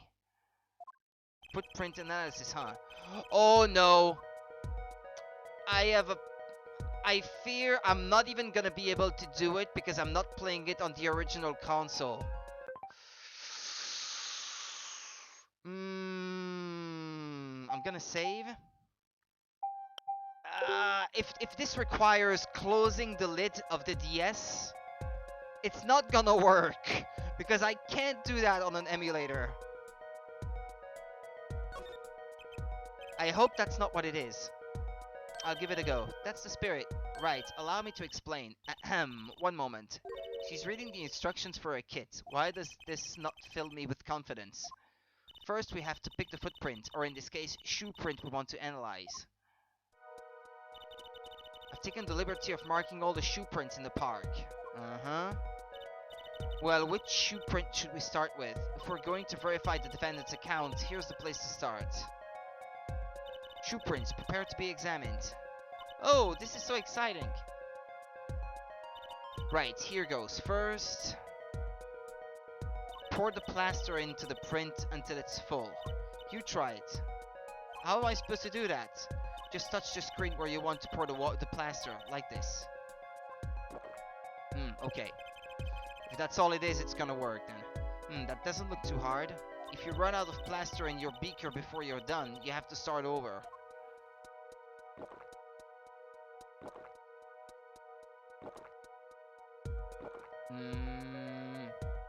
I am going to run out, I think. Not bad. You're handier with that than you look. What's that supposed to mean? On to the next step. Dry the plaster until it turns white. Just touch to direct the dryer, okay? There, give it a shot. Okay.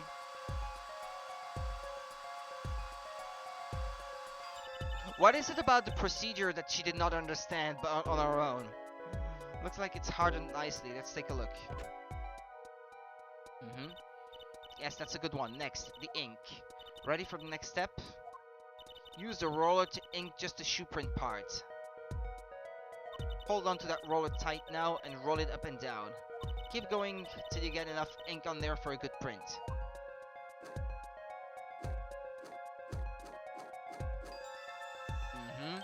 Right, now the moment you've all been waiting for. Let's take our print.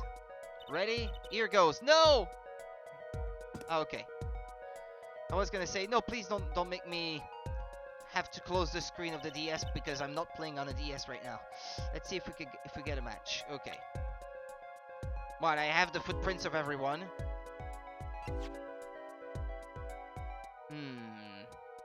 Not the same. Not the same. Unfortunately, it is my clients. That doesn't bode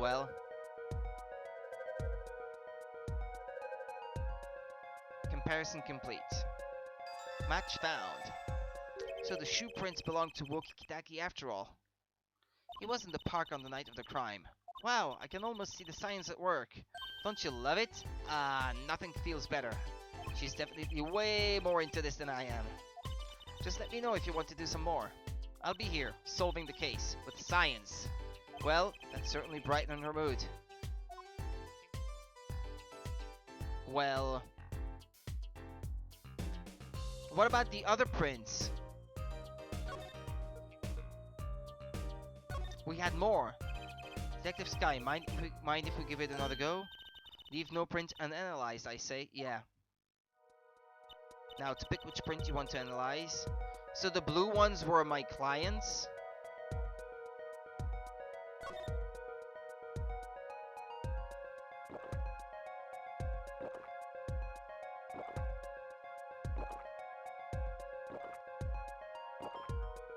Okay. Looking good. Next to dry the plaster.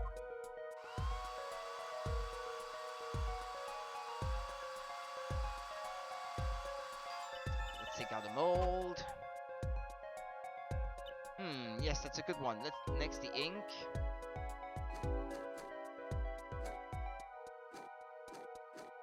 Okay. Right, now the moment you've all been waiting for. Let's take our print. Ready, here goes.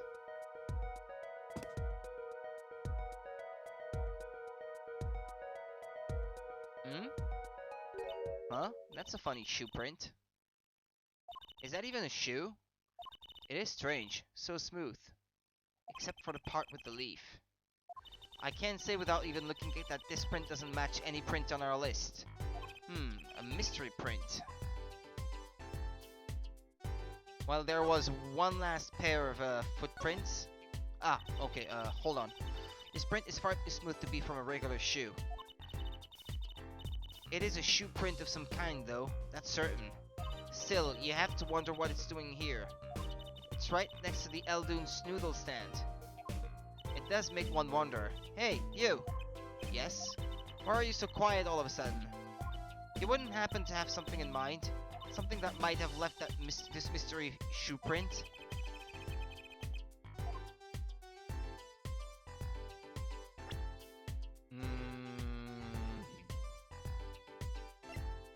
Is it something I have?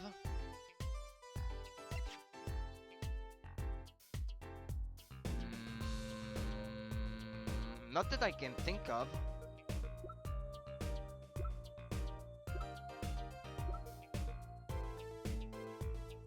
Something with a leaf.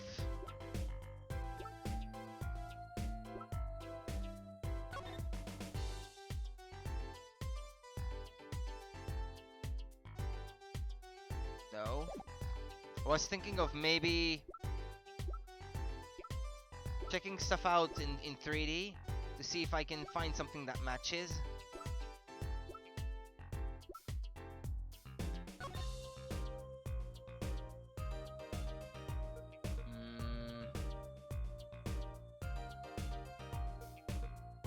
No.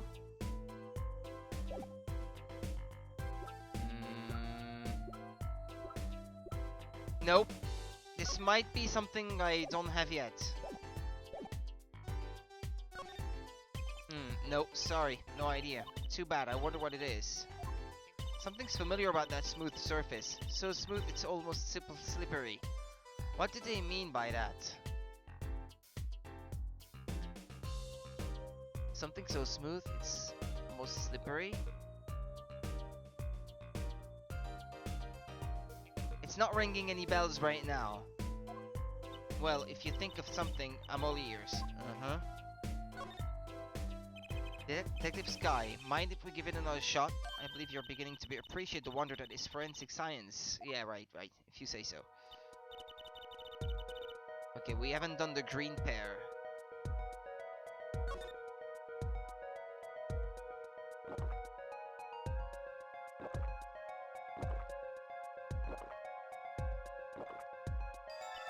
Okay, looking good. Next to dry the plaster.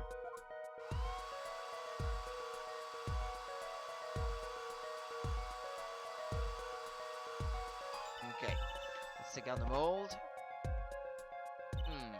Yes. Okay.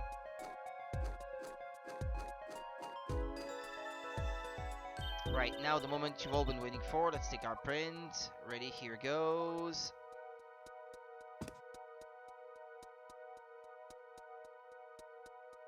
Hmm? Another weird mark. Let's see if we get a match.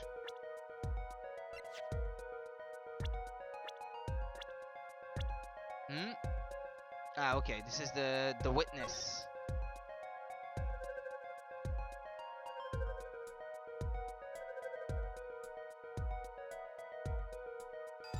Mm-hmm. So these shoe prints belong to Wesley Stickler. This confirms his testimony, the final version of it at least. Now we know where the panty snatcher was standing. Is it possible? I was thinking the pair of slippers in the trash can earlier. Are they still there? Because a slipper has a very smooth underneath normally. Well, often they do anyway. Not move. Don't move. Examine. And the pair of slipper is still in there. This trash can. This is where we found the mirror. Come to think of it, wasn't there something else in here? Something near the bottom?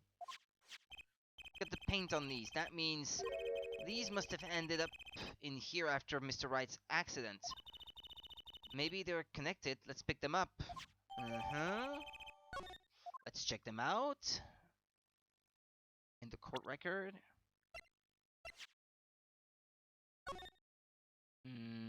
Aha! The bottom is covered with paint. Huh? What's this weird shape here? It looks like a leaf was stuck to the bottom when the wearer stepped in some yellow paint. So the outline was left when the leaf was removed. Ah, I got paint on my hand. Apollo, I saw you try to wet your hand on my cape. Okay, let's go back and show her the thing then.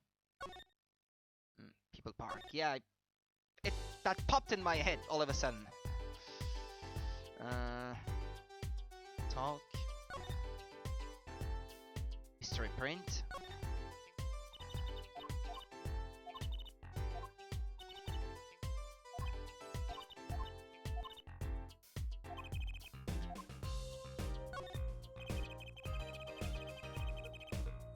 You know, I think I have our culprit right here.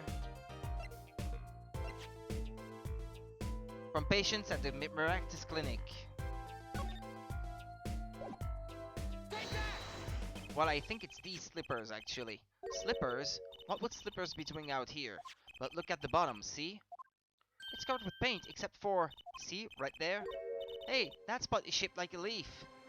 What if a leaf was stuck on the bottom and came off when the slipper stepped in paint? Makes sense, doesn't it? Wait, something's written on them. The Miraculous Clinic. Exactly, the victim's clinic. Wait, that means that someone from the clinic was involved? Why is she just standing there eating? Detective Sky, I have a favor to ask. What? Can you get us access into the Miraculous Clinic? The police won't let us in. They say the murder and the clinic are not connected. And it's off limits until we prove they are. I should be able to do something for you. Eh? Really? Well, you did my work for me here with the shoe prints. Seems like I should return the favor. Thank you, Detective Sky. Here, show this to the police officer on duty. Detective Sky's orders added to the court record. Right, Miraculous Clinic, here comes justice. I want to try the hospital one last time.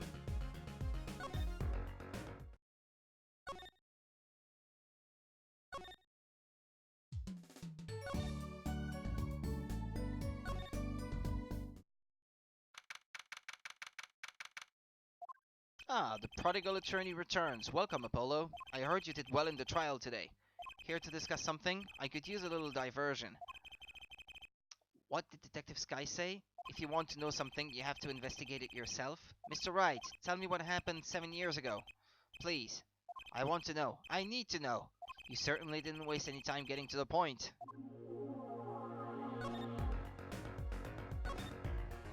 7 years ago, I was standing in the courtroom on behalf of a client. The case involved the death of a certain magnificent genius. I'd be surprised if you hadn't heard about it. It was all over the news, I remember that. I'd like to know how far I am into the case, because I don't have much time left to stream.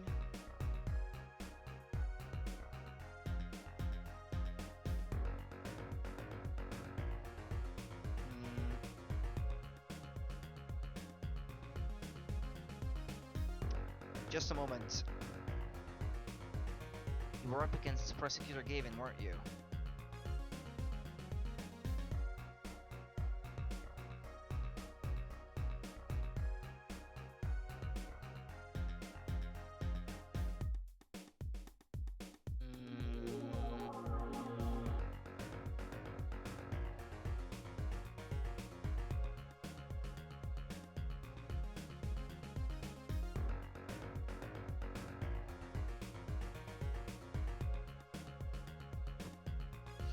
You were up against Prosecutor Gavin, weren't you? Yes, he was only 17 years old at the time. 17 years old? That's still high school. He took the bar exam abroad in Europe. They're progressive over there, you know? I was defeated by a 17-year-old newcomer. In my shame, I left the practice forever. That's all. That's all? How could that be all? What do you mean? What about what they were saying on the news about forged evidence? They said you forged evidence and had your attorney's badge stripped from you. Tell me, how does it feel? How does it feel to stand here before Phoenix Wright, the forging attorney himself? How does it feel? I don't want to believe it's true. But what about what happened in my first trial? Didn't you notice in today's trial? There was a single piece of forged evidence. I'm talking about evidence that shouldn't have existed. A naughty magician's trick.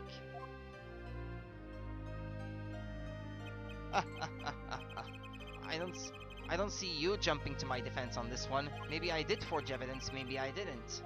It doesn't really matter now, does it? But I'm not an attorney anymore. That's the only truth you need to know. Mr. Wright, looks like he doesn't want to talk about the accusations of forgery for now.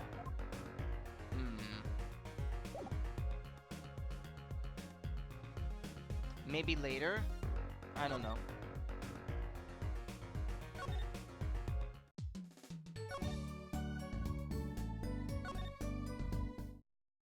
Okay.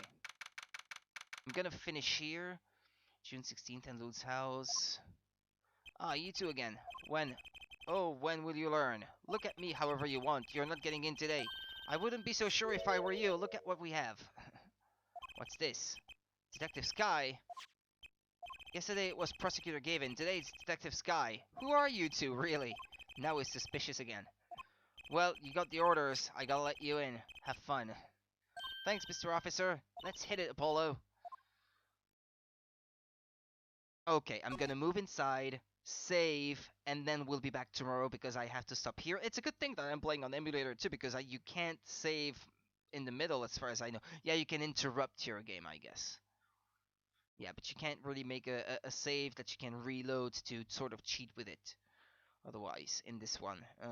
Okay, let's head inside. Correct, disconnect reception.